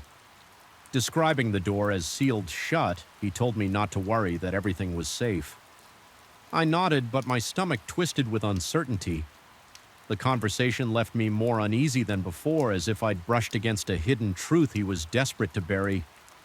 That night, I couldn't concentrate on my normal routine. My nerves were frayed, and my entire body buzzed with tension around midnight. I turned off the lathe and sat on a stool facing the back wall. The staircase behind me, I left my headphones hanging around my neck, in part because a strange compulsion told me not to hide from the noises anymore. I needed to confront them, or at least acknowledge their existence. A sticky sense of dread clung to every breath I took, and my sweat soaked through my shirt and patches. The minutes seemed to drag my chest, tightening whenever the building settled or a pipe rattled. Eventually, the footsteps started again, slow and purposeful. Exactly above my position, I felt them in my ribcage, my breath stuttering with each resonance. My mind spun with questions. Was it a person? A ghost? My own imagination, the anxiety was almost paralyzing my limbs. heavy as if weighed down by invisible hands. But something changed. That night, the footsteps stopped abruptly, and instead, the entire attic floor seemed to emit a low, irregular tapping, like someone drumming their fingers on the wood from the other side. Each tap sent a jolt through my body, making my stomach lurch. There was a hypnotic quality to it, beckoning me to investigate. I stood up on trembling legs, my muscles tight and my mouth uncomfortably dry. Step by step, I inched toward the staircase. The workshop lights flickered, casting dancing shadows around me. Every nerve in my body screamed to turn back, but I felt magnetized by the steady tapping. My heart hammered so loudly in my ears I could barely hear anything else. When I reached the base of the stairs, I looked up. The door was barely visible in the dim light, just a blurred rectangle of darkness. The tapping paused as if sensing my presence, and an eerie hush fell over the workshop. My breathing echoed in the gloom. Each exhale shaky and uneven, I reached for the first step, the old wood creaking under my boot. My hands were damp, and I gripped the railing to steady myself. Halfway up, I smelled something stale, a stagnant air, almost metallic, that prickled the back of my throat. My vision blurred for a second, and I had to blink to clear the haze. It felt like the entire building held its breath along with me. My body tensed, anticipating something to lunge from behind that door. I listened, but there was only silence. No footsteps, no tapping. Just the suffocating weight of the night pressing against my senses. I realized with a start that the padlock was unlatched. It wasn't hanging open, but it definitely wasn't locked. My heart thudded again, and I contemplated the possibility that the owner had come here earlier. The fear and anticipation mingled into a swirling knot in my stomach. I felt a wave of cold sweat break across my forehead as I placed a hand on the door. The wood felt chilled, and for a moment I imagined something pressing back from the inside. That single thought made me yank my hand away. My lungs burned as if I'd been holding my breath for too long. I could sense a presence on the other side, but I was too terrified to push the door open. In that moment, the overhead lights flickered again, plunging the bottom of the stairs into near darkness. Instinctively, I recoiled, nearly stumbling down the steps. My heart pounded violently, and I felt faint. The rational part of me insisted I should leave it alone. Get out of there. Pretend I never found the padlock unlatched. Yet the intangible lure still beckoned, summoning what little courage I had. I knocked softly on the door. The sound echoed in the confined space, and a moment later I heard a faint shuffle, like something sliding across the attic floor. The presence was real. My skin crawled and my knees almost buckled. I realized I was shaking, adrenaline pumping through my veins in a heartbeat. A wave of dread flooded me. Fear sank its claws into my brain, telling me to run, and so I scrambled down the stairs, practically leaping. The last few steps, my chest was heaving, lungs grasping for air as if I just sprinted a marathon. I fled toward the main exit, fumbled with the lock, and burst out into the cool night air outside. The moonlight felt painfully bright, and the breeze on my skin felt harsh. My heart still slammed against my ribcage, and I noticed my fingers trembling as I reached for my phone to check the time. It was only half midnight. My shift technically wasn't over, but there was no way I was going back in there alone. The next day, I confronted the owner once more, describing how I found the padlock unlatched and heard every closed door. Nothing. I muttered to myself that it was just the old pipes or some freak gust of air. Yet I couldn't get that noise out of my mind before I could decide on my next move. The lights blinked back on, startling me enough that my flashlight slipped from my hand and clattered to the floor. My heart hammered like it was about to leap out of my chest. The overhead glare felt oppressive, mercilessly illuminating the empty hallway in the sudden brightness. I saw no one, no movement, no sign of an intruder. My mind cycled between relief and terror. Relief that there was no immediate threat, and terror because something had triggered those lights. At that moment, I knew I was dealing with something beyond circuit malfunctions as the days wore on. I grew more desperate for an explanation. I tried meticulously locking certain doors, only to find them ajar. By the time I returned, I heard more sighs, sometimes from behind me as I walked, sometimes seeming to come from just around the next corner. My reactions became visceral. My legs would tense up, ready to run. My mouth went dry and a tightness seized my lungs, making it hard to breathe. I caught glimpses of shadows that didn't correspond to any object or person. They flickered at the edges of my vision, dissolving the moment I looked directly at them. One night I decided to bring a handheld camera. Even though it wasn't part of my standard equipment, I figured I could document whatever was happening. I'd review the footage afterward to see if maybe my mind was playing tricks on me. The campus budget lighting cast long, wavering shadows down the narrow corridors, giving everything a distorted look through the camera lens. My throat tightened each time I heard even a faint sound. I remember focusing on an empty door frame that used to belong to a student lounge. It was a large open room with a big window that looked out onto the courtyard. Perfectly normal by day, but terrifying by night. When nothing but silhouettes filled the glass, I scanned the camera across the room's interior. It was vacant, lacking any furniture because most of it had been moved out during renovation. My hand shook slightly from the tension. At one point, I thought I caught a shape gliding across the far side of the room, but when I pressed my eye to the viewfinder, all I saw were the outlines of the walls. When I played the footage back later, the camera showed only a blur in the corner. It might have been dust in the lens flare or perhaps an artifact of the poor lighting. I wasn't sure which possibility frightened me more, that there was something lurking out of sight, or that my imagination had escalated to the point I was conjuring phantoms from nothing. By the third week, my nerves were frayed to the point where the slightest noise made my entire body tense. My nights became an exhausting routine of dread. Walking the corridors with a pounding heart, opening doors to confirm emptiness.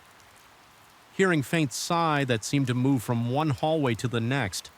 I felt like a hunted animal in a labyrinth, uncertain of what might be stalking me. I slept fitfully during the day, besieged by nightmares of faceless figures waiting behind each locked door. At one point, I reached out to a coworker by phone. I explained in a shaky voice that the building felt wrong, that I was hearing things and that the lights were turning on randomly, as if guided by an unseen hand. He suggested I file a report and request an official inspection. I hung up half convinced that I was going mad, but also clinging to a last vestige of hope that a formal check would reveal a straightforward glitch in the system. When the maintenance team arrived in the daytime, they found no evidence of electrical problems. They walked the halls, tested the sensors, flipped the switches, and concluded everything worked fine. Part of me felt relieved that I wasn't singled out for some hidden wiring defect. Another part of me sank deeper into unease, because if the building was functioning normally, then what on earth was I experiencing that night? I forced myself to stay alert and logical. The shift went quietly at first until near dawn.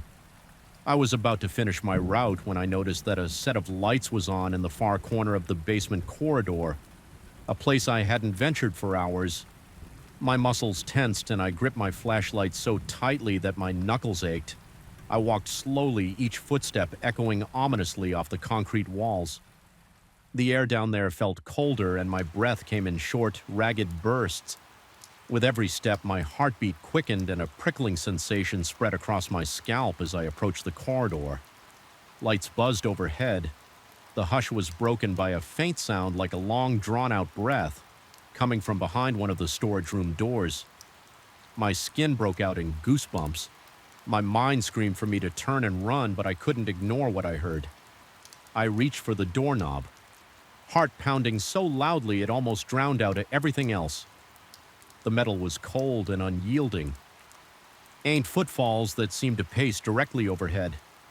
At first I tried to rationalize it. Old places creak, especially with shifting temperatures at night. I told myself the wood was expanding or contracting, but these were not random squeaks or the gentle popping of ancient beams. They were measured steps one after another, as if someone were walking in circles. It gave me chills, and I realized my breathing had grown shallow. My hands trembled while adjusting the settings on one of the metal presses, and I felt a cold sweat trickle down my spine. Each time I looked around the workshop, all I saw was empty space, silent machines, and half-finished metal frames waiting for final welding. There was nowhere else the sound could come from except that locked attic. I confronted the owner, indirectly mentioning I heard weird noises and asking if someone had permission to use the attic at night. He responded in a calm but dismissive tone that nobody had been up there in ages. He didn't elaborate, and I decided not to press the subject further. Still, I couldn't shake off the feeling that something about that loft was deliberately hidden. My pulse pounded in my ears every time I glanced toward those stairs. They stood like a dark invitation, the overhead bulb rarely casting enough light to see the dusty rungs. Clearly, the locked door at the top, always in partial shadow.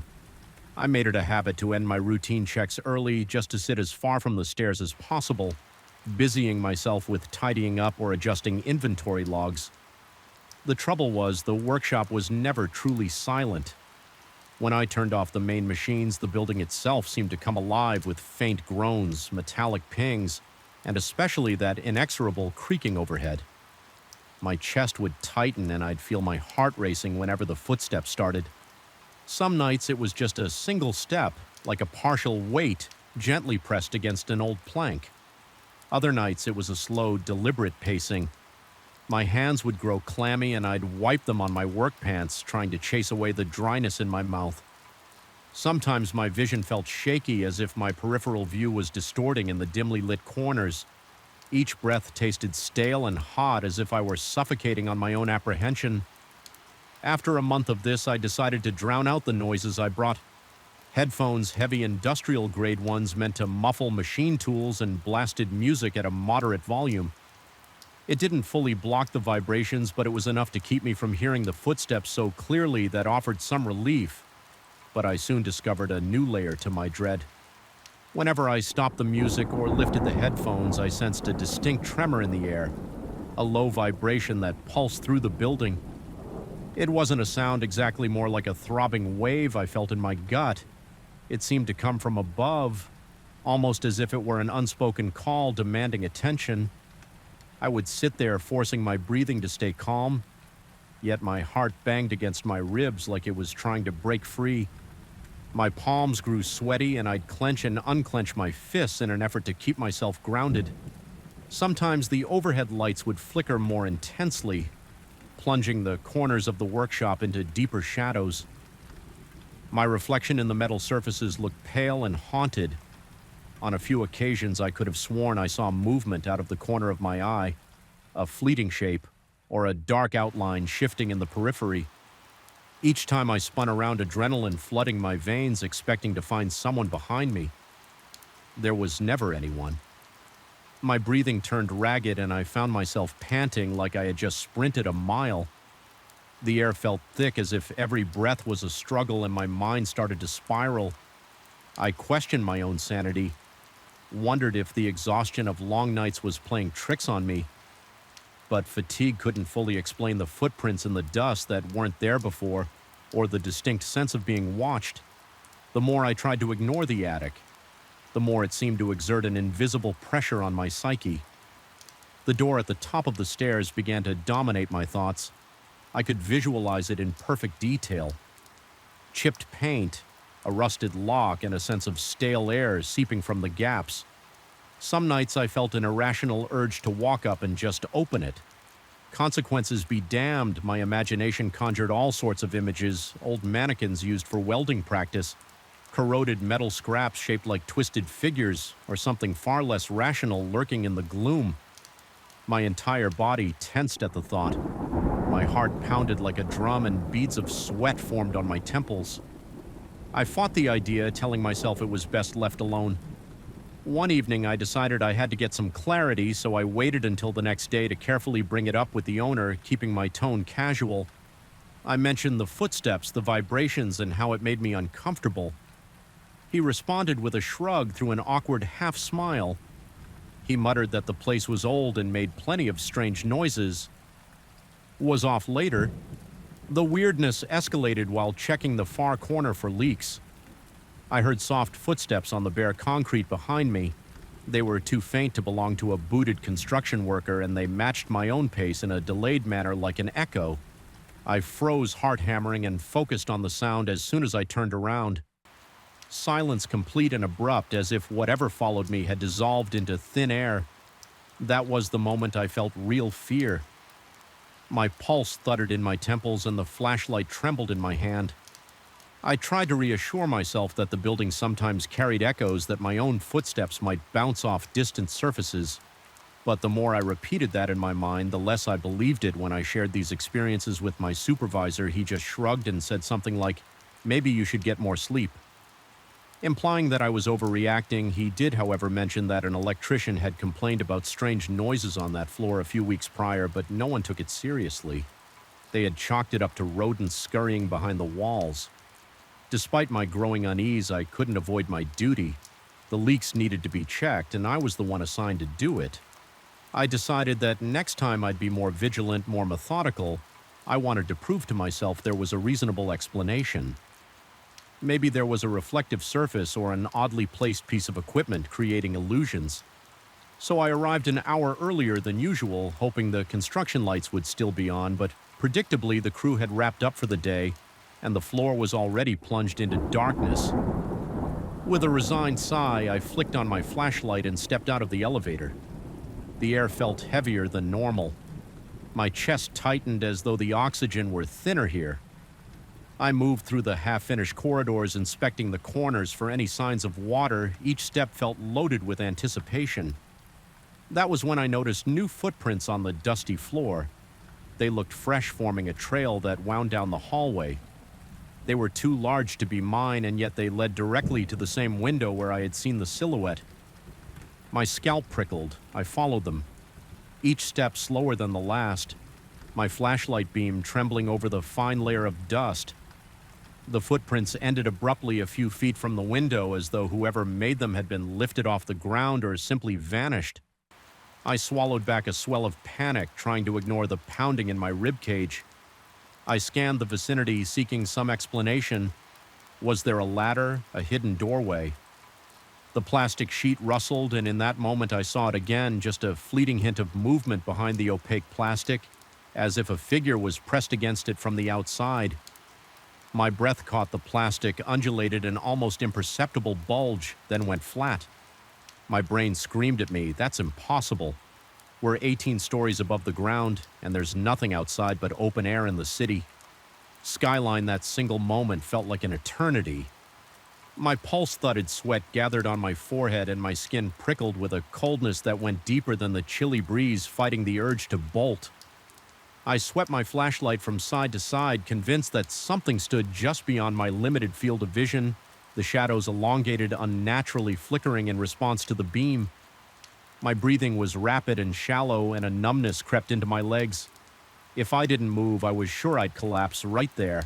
Eventually, I willed myself to turn around and continue my inspection, determined to finish and leave. But each step forward felt like a confrontation with something intangible yet looming. I started hearing faint tapping noises, like someone gently knocking on the steel beams. They would start on one side of the room, then echo on the other. My flashlight's beam wavered as my hands began to shake uncontrollably. Despite my mind urging me to flee, I pressed on, telling myself that fear was making me hyper-aware of ordinary construction sounds, but in the pit of my stomach I knew better. A few nights later, the tension escalated in ways that fully tested my sanity. I remember the building had been particularly empty that evening. Almost everyone else had left early due to severe weather warnings. The wind outside howled, rattling the plastic sheets like 1,000 fluttering wings. I could barely focus on the possibility of leaks anymore. My entire body was charged with dread. As I shone my flashlight along the walls, I saw them shadows that didn't align with my movement or with the few stationary objects around. They seemed to belong to figures that slipped in and out of view. I started sweating despite the cold, my shirt clinging to my back. My heart pounded and my breath came in frantic bursts. I felt the corners of the room closing in. Then I heard what can only be described as a whisper. It wasn't a voice speaking actual words, more like the hushed exhalation of air passing through the plastic barrier, but it carried an urgent tone that made my ears ring. The sound wound itself around my consciousness, burrowing into my mind. My eyes darted around, searching for the source. The darkness felt alive, pressing in, and I was trembling so fiercely, my flashlight threatened to slip from my grip. I tried to regain composure. I told myself I would do one final sweep and then leave at the far end of the corridor near another sealed window. I saw a ripple in the darkness as though the shadows were bending inwards. My heart hammered like a drum and my chest tightened painfully. My knees wobbled and I swallowed hard in a kind of frenzied desperation. I forced myself closer, determined to confront whatever I was seeing. The air turned colder with each step and my breath came out in small, visible puffs. The corridor grew dimmer as though my flashlight were losing power. Even though I'd replaced the batteries earlier when I reached the end of that corridor, I felt an oppressive presence pressing against me. My head swam and my skin turned clammy. I sensed something right behind me. The floor seemed to vibrate, or maybe it was my own shaky legs, summoning what little courage I had left. I spun around, flashlight pointed into the gloom for a heartbeat. I saw it, a tall, vaguely human outline looming just at the edge of the beam. No discernible features except the indescribable weight of its gaze. My stomach lurched and I felt my heart stutter. A noise escaped my throat, a strangled half gasp. I stumbled backward, my elbow striking an exposed beam with enough force to make my vision momentarily burst with pain. By the time I steadied myself and aimed the flashlight again, the figure had vanished, but the cold presence lingered as though it were embedded in the air around me. That was the breaking point for me, no matter what my supervisor would say. I knew I had to leave. My mind felt on the verge of collapse and adrenaline flooded my system, pushing my limbs into motion. I sprinted back toward the elevator, each footstep echoing in a frantic cadence that seemed to mock me. The corridor felt endless, and the plastic sheets on the windows snapped and crackled in the wind like mocking laughter.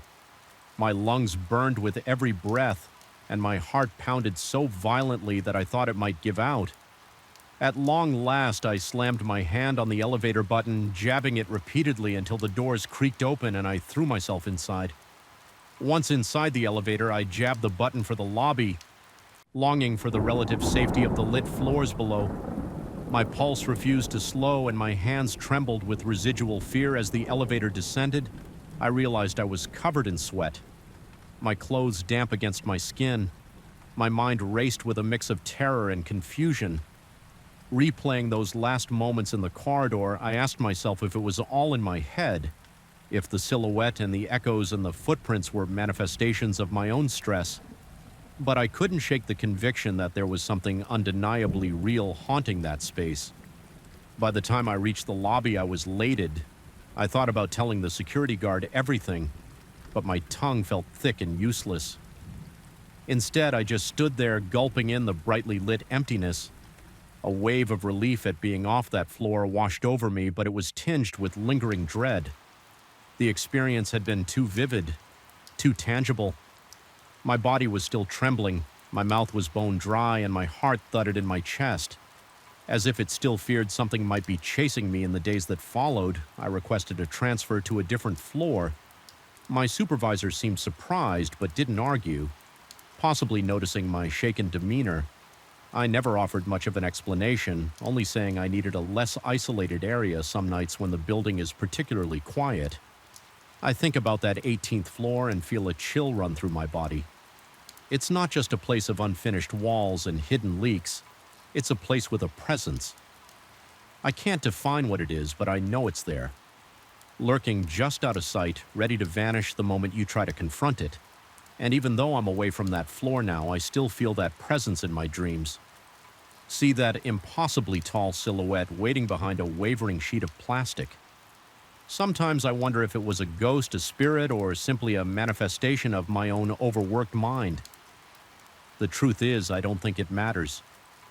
Whatever name it goes by, something unnatural haunts those corridors. I haven't ventured up there again, and I have no intention of doing so. The building's management can replace the plastic coverings, fix the leaks, and finish the renovations. But I suspect no amount of paint or plaster can rid that floor of whatever has claimed it. I've escaped it for now, but the memory remains looming in the back of my mind like a dark silhouette against a pale sheet of plastic. Watching, waiting, and ready to disappear the instant I dared to look straight at it, I felt something was off. The moment I stepped onto the greasy concrete floor under the fluorescent shop lights, it was past midnight and old secrets stay locked away for good reasons. His tone hinted at guilt or fear, perhaps both unmistakable movement. He listened with an inscrutable expression, then stated indirectly that sometimes there was no apology, no explanation, just a guarded acknowledgement that there might be more to that attic than old parts. I felt an undercurrent of warning in his words, as though he was telling me not to push further. I should have quit right there, but financial obligations made me stay for one more shift. Determined to keep my distance from that staircase, the sense of foreboding only grew. Each machines were felt ominous. Each flicker of the overhead lights made me jump. When I finally shut down the workshop around 11 o'clock, I couldn't bring myself to linger. I locked the entrance from the inside, intending to leave through the back door. After a final inspection, my hands were unsteady as I signed the night log. My heartbeat echoing in my ears, a drop of sweat trickled down my temple as I headed toward the rear eyes, darting to the right. Every time I heard a clank or shuffle, all the while the attic loomed overhead like a dark secret waiting to be discovered. I passed the stairs, refusing to look up. An oppressive energy radiated from that corner, a silent reminder of the locked or perhaps unlocked door. My pulse quickened in protest. I hurried to the back door, tugged it open, and stepped out into the empty lot behind the workshop. The night sky was clouded, offering almost no light. As I turned to close the door, I felt a slight vibration under my feet, as if the entire building sighed. A chill coursed through me, and I had to swallow against the dryness in my throat driving home. I kept glancing in the rearview mirror, half expecting to see something peering at me from the back seat. My paranoia had reached a fever pitch, and I wondered if I was losing my grip on reality. Sleep eluded me that night, my mind replaying the footsteps and that intangible presence behind the attic door. Even with exhaustion tugging at my eyelids, my nerves were too raw to let me rest. Every shadow in my room felt like it might contain a hidden form waiting for the right moment to reveal itself. Ultimately, I decided I couldn't keep doing that shift. The workshop seemed to have seeped into my thoughts, infecting my nights with the possibility that I'd carry whatever lurked there home with me. I realized that staying would force me to confront whatever was in the attic, or worse, try to ignore it until I unraveled my final shift. I simply walked in, handed the owner my resignation, and left before the sun had fully set. I didn't look back. Even now, I can't shake the feeling that something in that attic reached out to me, that it wanted me to open that door. Sometimes in the quiet of early morning, I relive the sensation of those footsteps resounding over my head, or that slow, rhythmic tapping that seemed to taunt me. And in those moments, my heart pounds, sweat beads on my forehead, and I sense an unspoken question echoing in my mind. What would have happened if I had turned that knob? There's no comfort in that speculation, only a lingering dread that twists my stomach. I suspect the workshop remains the same. Locked doors, silent corners, and footsteps pacing in the dark, above whatever is in that attic. It's still there, patiently waiting for someone else to listen. It struck me the moment I entered that hallway, like an icy hand pressing against the back of my neck, even before I saw the slightly lifted edge of the canvas covering that old portrait. I could feel something was off the air. Felt too dense, clinging to my face, and I sensed a faint buzz in my ears, as though the place itself was vibrating with anticipation. I remember telling myself it was just another shift at the cultural center, an ordinary night spent patrolling rooms that were all but abandoned once the guests were gone. Still, I couldn't shake the feeling that something had changed, that an unseen presence was waiting for me in the dimly lit corridor where the dust and shadows conspired to play tricks on my mind. I started working security at this cultural center a few months ago. The building is an old mansion built centuries ago and only sporadically renovated to keep it functional. There's a grand salon for public events, concerts, lectures, small exhibitions, and that room is lively enough when filled with people. But once the last event ends and everyone files out, it becomes my responsibility to secure the rest of the mansion, the upper floors, the narrower corridors, the hidden wings that are rarely used. Those fall under my watch. The The Sense Administration wants to protect the valuable paintings and other antiques stored in these areas. That means the hallways are kept in low light to preserve the paintings. The bulbs are dim and cast feeble cones of yellowish light that sometimes flicker, leaving patches of darkness in the corners. I've always been comfortable with silence, but there is something about silence in a place like this. Hello everyone, I am here to help you today. I know you use this video to fall asleep. So before that, like the video and subscribe to the channel also. Where are you from and what time are you watching now? Get comfortable and relax. The moment I stepped off the elevator that night, a chill wrapped itself around my neck, clinging to my skin like a clammy hand. The overhead lights flickered once before going out, completely plunging the 18th floor into a silent darkness. I'd grown used to navigating this space with only a flashlight and the faint glow of exit signs in the distance, but it never felt right. Something about this particular floor still under construction had always felt incomplete, not just in the physical sense of exposed pipes and half-demolished walls, but in the intangible sense that something else lurked there unseen and waiting. Even before I saw the faint silhouette near the plastic-covered windows, I sensed I wasn't alone. I work as a janitor in a commercial building downtown. I'm generally the first person in and the last person out, tasked with cleaning and minor maintenance. Though the building has dozens of floors, only a few remain under renovation. My supervisor insists these upper levels might be prone to leaks. If the weather is bad, rain has been relentless lately, so my nightly routine includes trudging up here with a flashlight, scanning for any sign of water intrusion or structural damage. I've never liked this job, but I've never outright feared it either until I found myself trapped in this suffocating darkness, accompanied by a presence I couldn't name. The 18th floor is a construction zone in limbo. Wide beams and half-erected walls partition the space into a maze of corridors. Electrical wiring dangles from the ceiling, occasionally brushing my hair. If I'm not paying attention, sheets of plastic have been stapled over the windows to protect against rain and wind. They flutter with eerie vibrations whenever a draft sneaks in through the cracks. The floor is usually deserted at night because the construction crew rarely works past dusk. The supervisors told me to stay vigilant for any leaks, but they failed to mention how unnerving it would feel, scanning my flashlight across bare concrete and half-finished surfaces, searching for signs of dampness while feeling an inexplicable weight behind my back. Typically, I try to complete my inspection quickly. The place is cold and uninviting, and the overhead lights almost never work. They're probably disconnected while the electricians run new wiring. A solitary flashlight beam is all I have to guide my steps, along with the occasional ambient glow from the city lights seeping through the covered windows, but the plastic sheets warp and twist, those lights creating distorted shadows that quiver like living creatures on the unfinished walls. It started with subtle details. At first it was just a strange reflection, an odd shape I spotted on the far side of the room.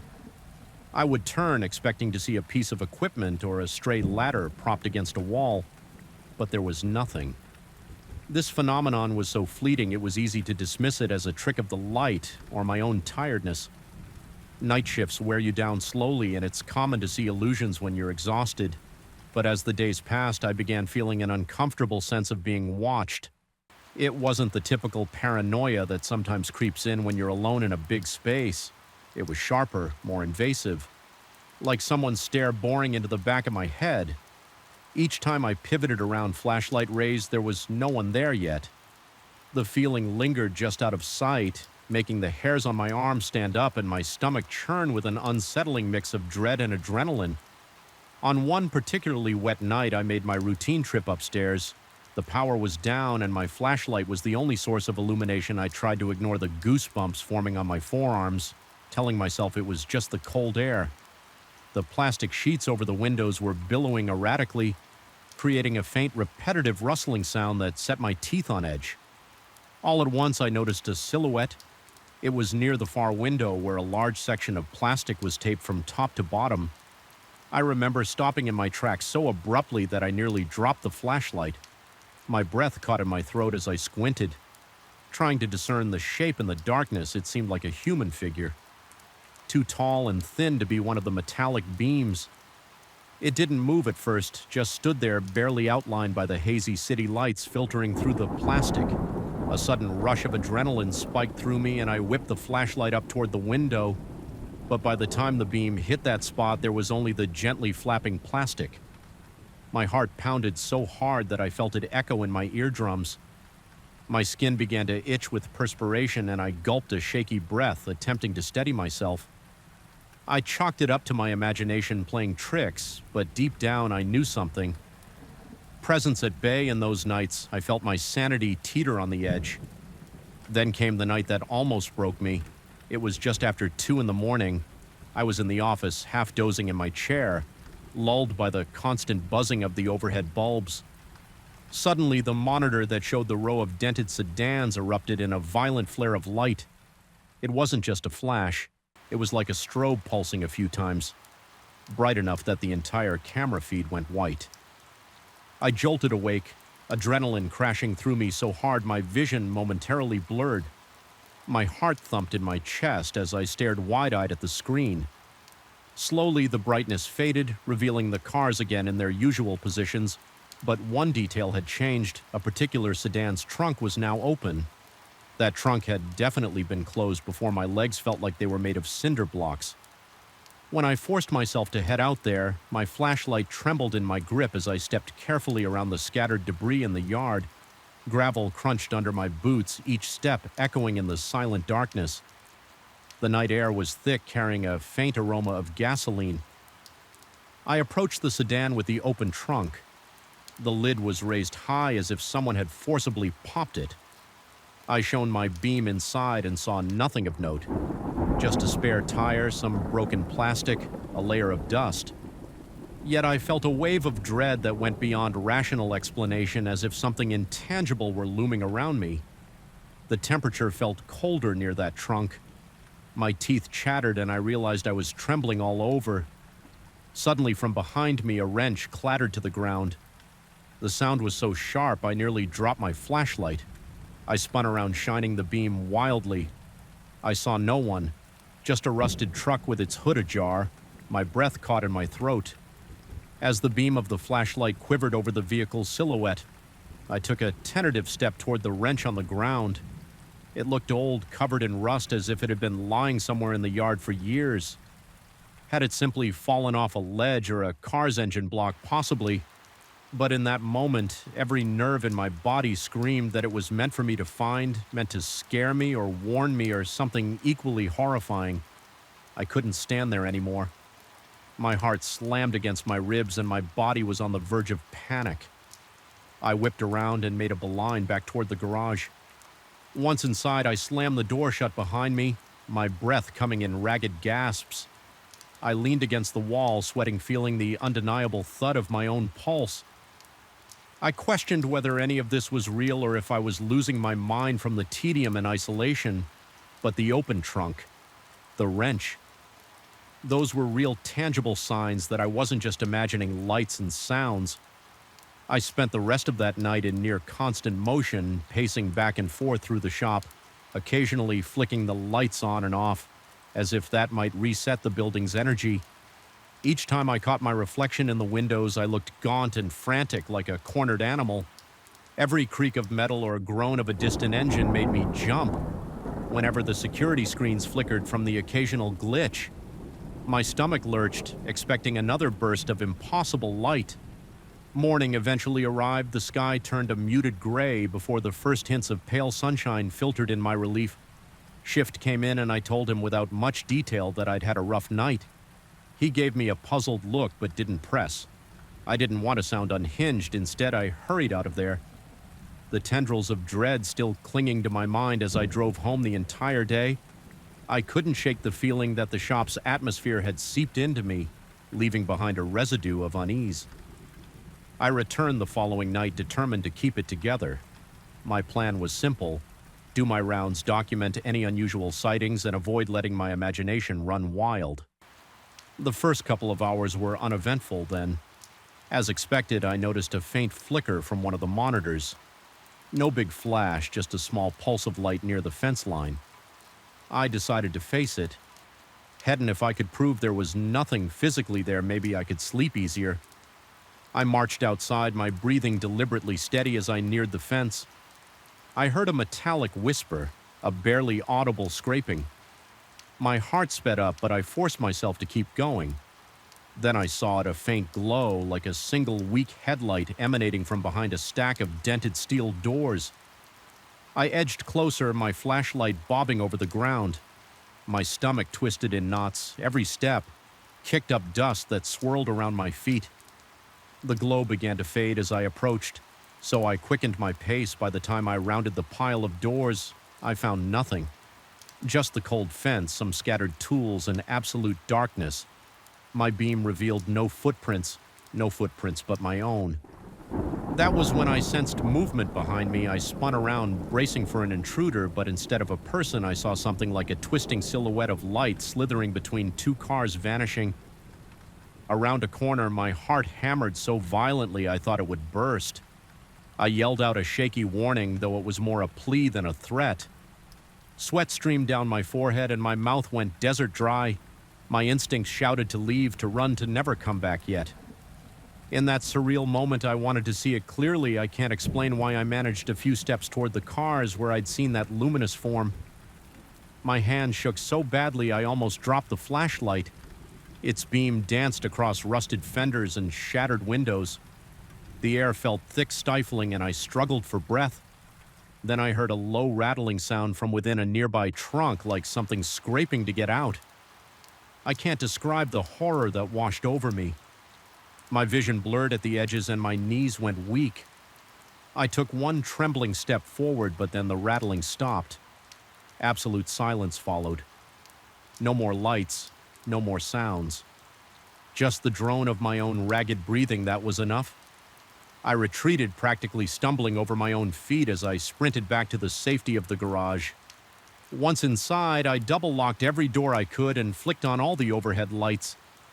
I sat there in the fluorescent glow, forcing air in and out of my lungs, waiting for the clock to crawl toward daylight. My mind swirled with questions. Was I losing my grip on reality? Was there something truly unnatural lurking in that junkyard? When the sky finally brightened, I clocked out without speaking to anyone. I realized I couldn't do this anymore. I wasn't willing to continue facing that oppressive darkness or the malevolent presence I felt swirling among the rusted cars. Whether it was a trick of the mind or some bizarre electrical phenomenon, I didn't care. It had burrowed into my psyche and refused to let go. I didn't quit on the spot, but I gave my boss notice shortly after I told him in the vaguest terms that the night shift was too hard on me. He asked if I'd been spooked by strange noises. He half smiled as he said it, but I didn't offer any details. I just said I needed to move on and move on. I did grateful to leave that place behind. Yet I still find myself haunted by the memory of those flickers of light and the sense of being watched from the shadows. Sometimes at night I dream I'm back there hearing metallic taps echo in the distance, seeing that glow swell and pulse in the corner of my vision, never quite letting me rest. Even though I escape, the lingering dread continues. Every time I pass a mechanic shop or drive by a junkyard, my pulse races and my palms start to sweat, and I'll never forget that final image.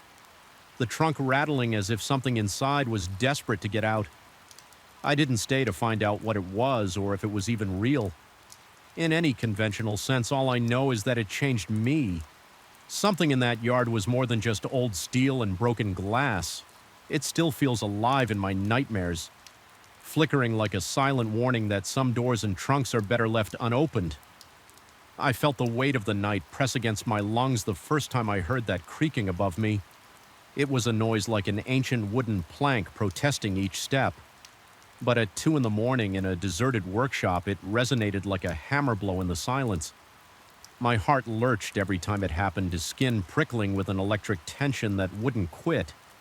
It was an intrusion, a breach into the sense of routine I clung to in those lonely hours. Something was up there, I told myself, though. The owner insisted otherwise, even when he told me nobody had set foot in that attic for years. The echoes of footsteps overhead told me a different story. I started this job a few months ago, tasked with minding the machines at night in a small family-owned metal workshop. The place wasn't much. At first glance, corrugated metal walls, concrete floors stained with oil, and an open layout with welding benches at the center and the rear hidden behind steel shelves stacked with raw materials. There was a narrow wooden staircase leading up to a heavily padlocked door. The owner always kept it locked, claiming it was just a storage loft crammed with outdated parts and useless equipment. He looked dismissive whenever I mentioned a faint pounding above my head as though he had heard it all before, yet chose to shrug it off. I understood it as his way of maintaining peace, but the brush off only fueled my curiosity. Most nights my shift began around 10. The workshop would be deserted by then, except for occasional overtime by day shift workers who left around midnight if they had a backlog. Once I was alone, the air seemed to grow heavier. The overhead fluorescent lights flickered with an intermittent buzz, and the cool night air seeped in through the old windows, carrying with it the scent of rust and grease. I like to work in relative quiet, just the hum of the lamps and the soft click of my protective headphones. If I ran any machine checks yet after a couple of weeks, that serenity I found so comforting was shattered by the inside of one of those old cars clear enough for me to see. For just a split second, I shot upright, nearly knocking over my coffee cup. My heart pounded so hard it felt like it might crack my ribs. This time, the light looked distinctly like it came from inside the battered sedan, not just around it. Every hair on my arm rose and the skin on the back of my neck prickled. I rushed over to the large bay door and wrestled it open. My adrenaline surging outside, everything was dark again, not even a hint of that brilliance I'd witnessed on the screen. Seconds before, my breath came in short, sharp puffs and my knees felt unsteady as I took cautious steps across the gravel. I approached that particular sedan, which was missing its front bumper and had a shattered windshield. The driver's door was slightly ajar. I shone my flashlight into the interior, I'm not sure what I expected. Honestly, the seat cushions were torn and the upholstery was stained with old grease and debris.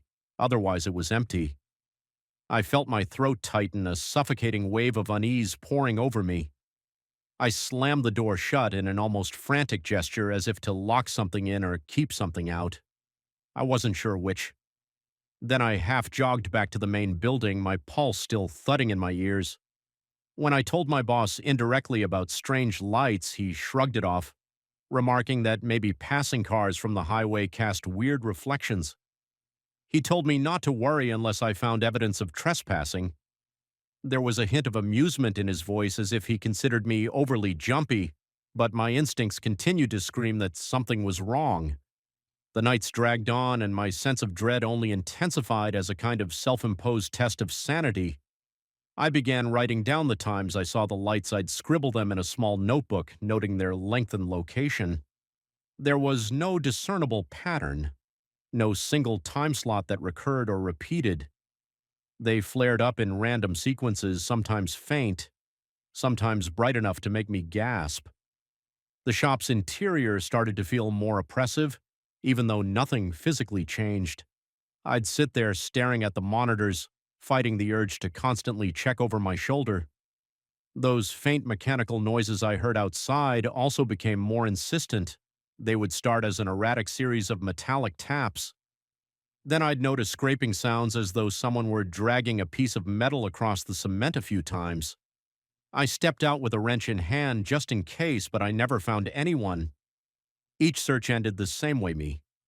Returning to the office, nerves on edge, sweat clinging to my forehead, convinced there was some hidden presence just beyond my flashlight's reach. Eventually, my growing paranoia took a toll on my body. I noticed my breath would quicken at the slightest noise. My mouth went dry whenever I passed by the yard door. I was losing track of time. My hands began trembling whenever I looked at the camera feed. The stress twisted knots in my stomach. I was hypervigilant, unable to relax, always imagining movement in the dark corners or behind the half-assembled engines. I even started questioning my own reflection in the shop's glass walls.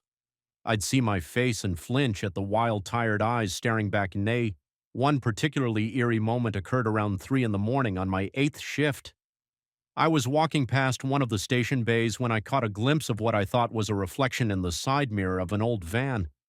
At first it looked like a vague human silhouette, but when I moved closer, it vanished. I inhaled sharply. Stumbling back, my heart hammered in my chest, and a cold bead of sweat rolled down the side of my face. I leaned in again, shining my flashlight directly on the mirror. Nothing. It was just a smudge of grime. But for that half second, I could have sworn I saw a figure lurking behind me the next day. I asked a coworker during the quick overlap of our shifts if he'd experienced anything strange in the yard.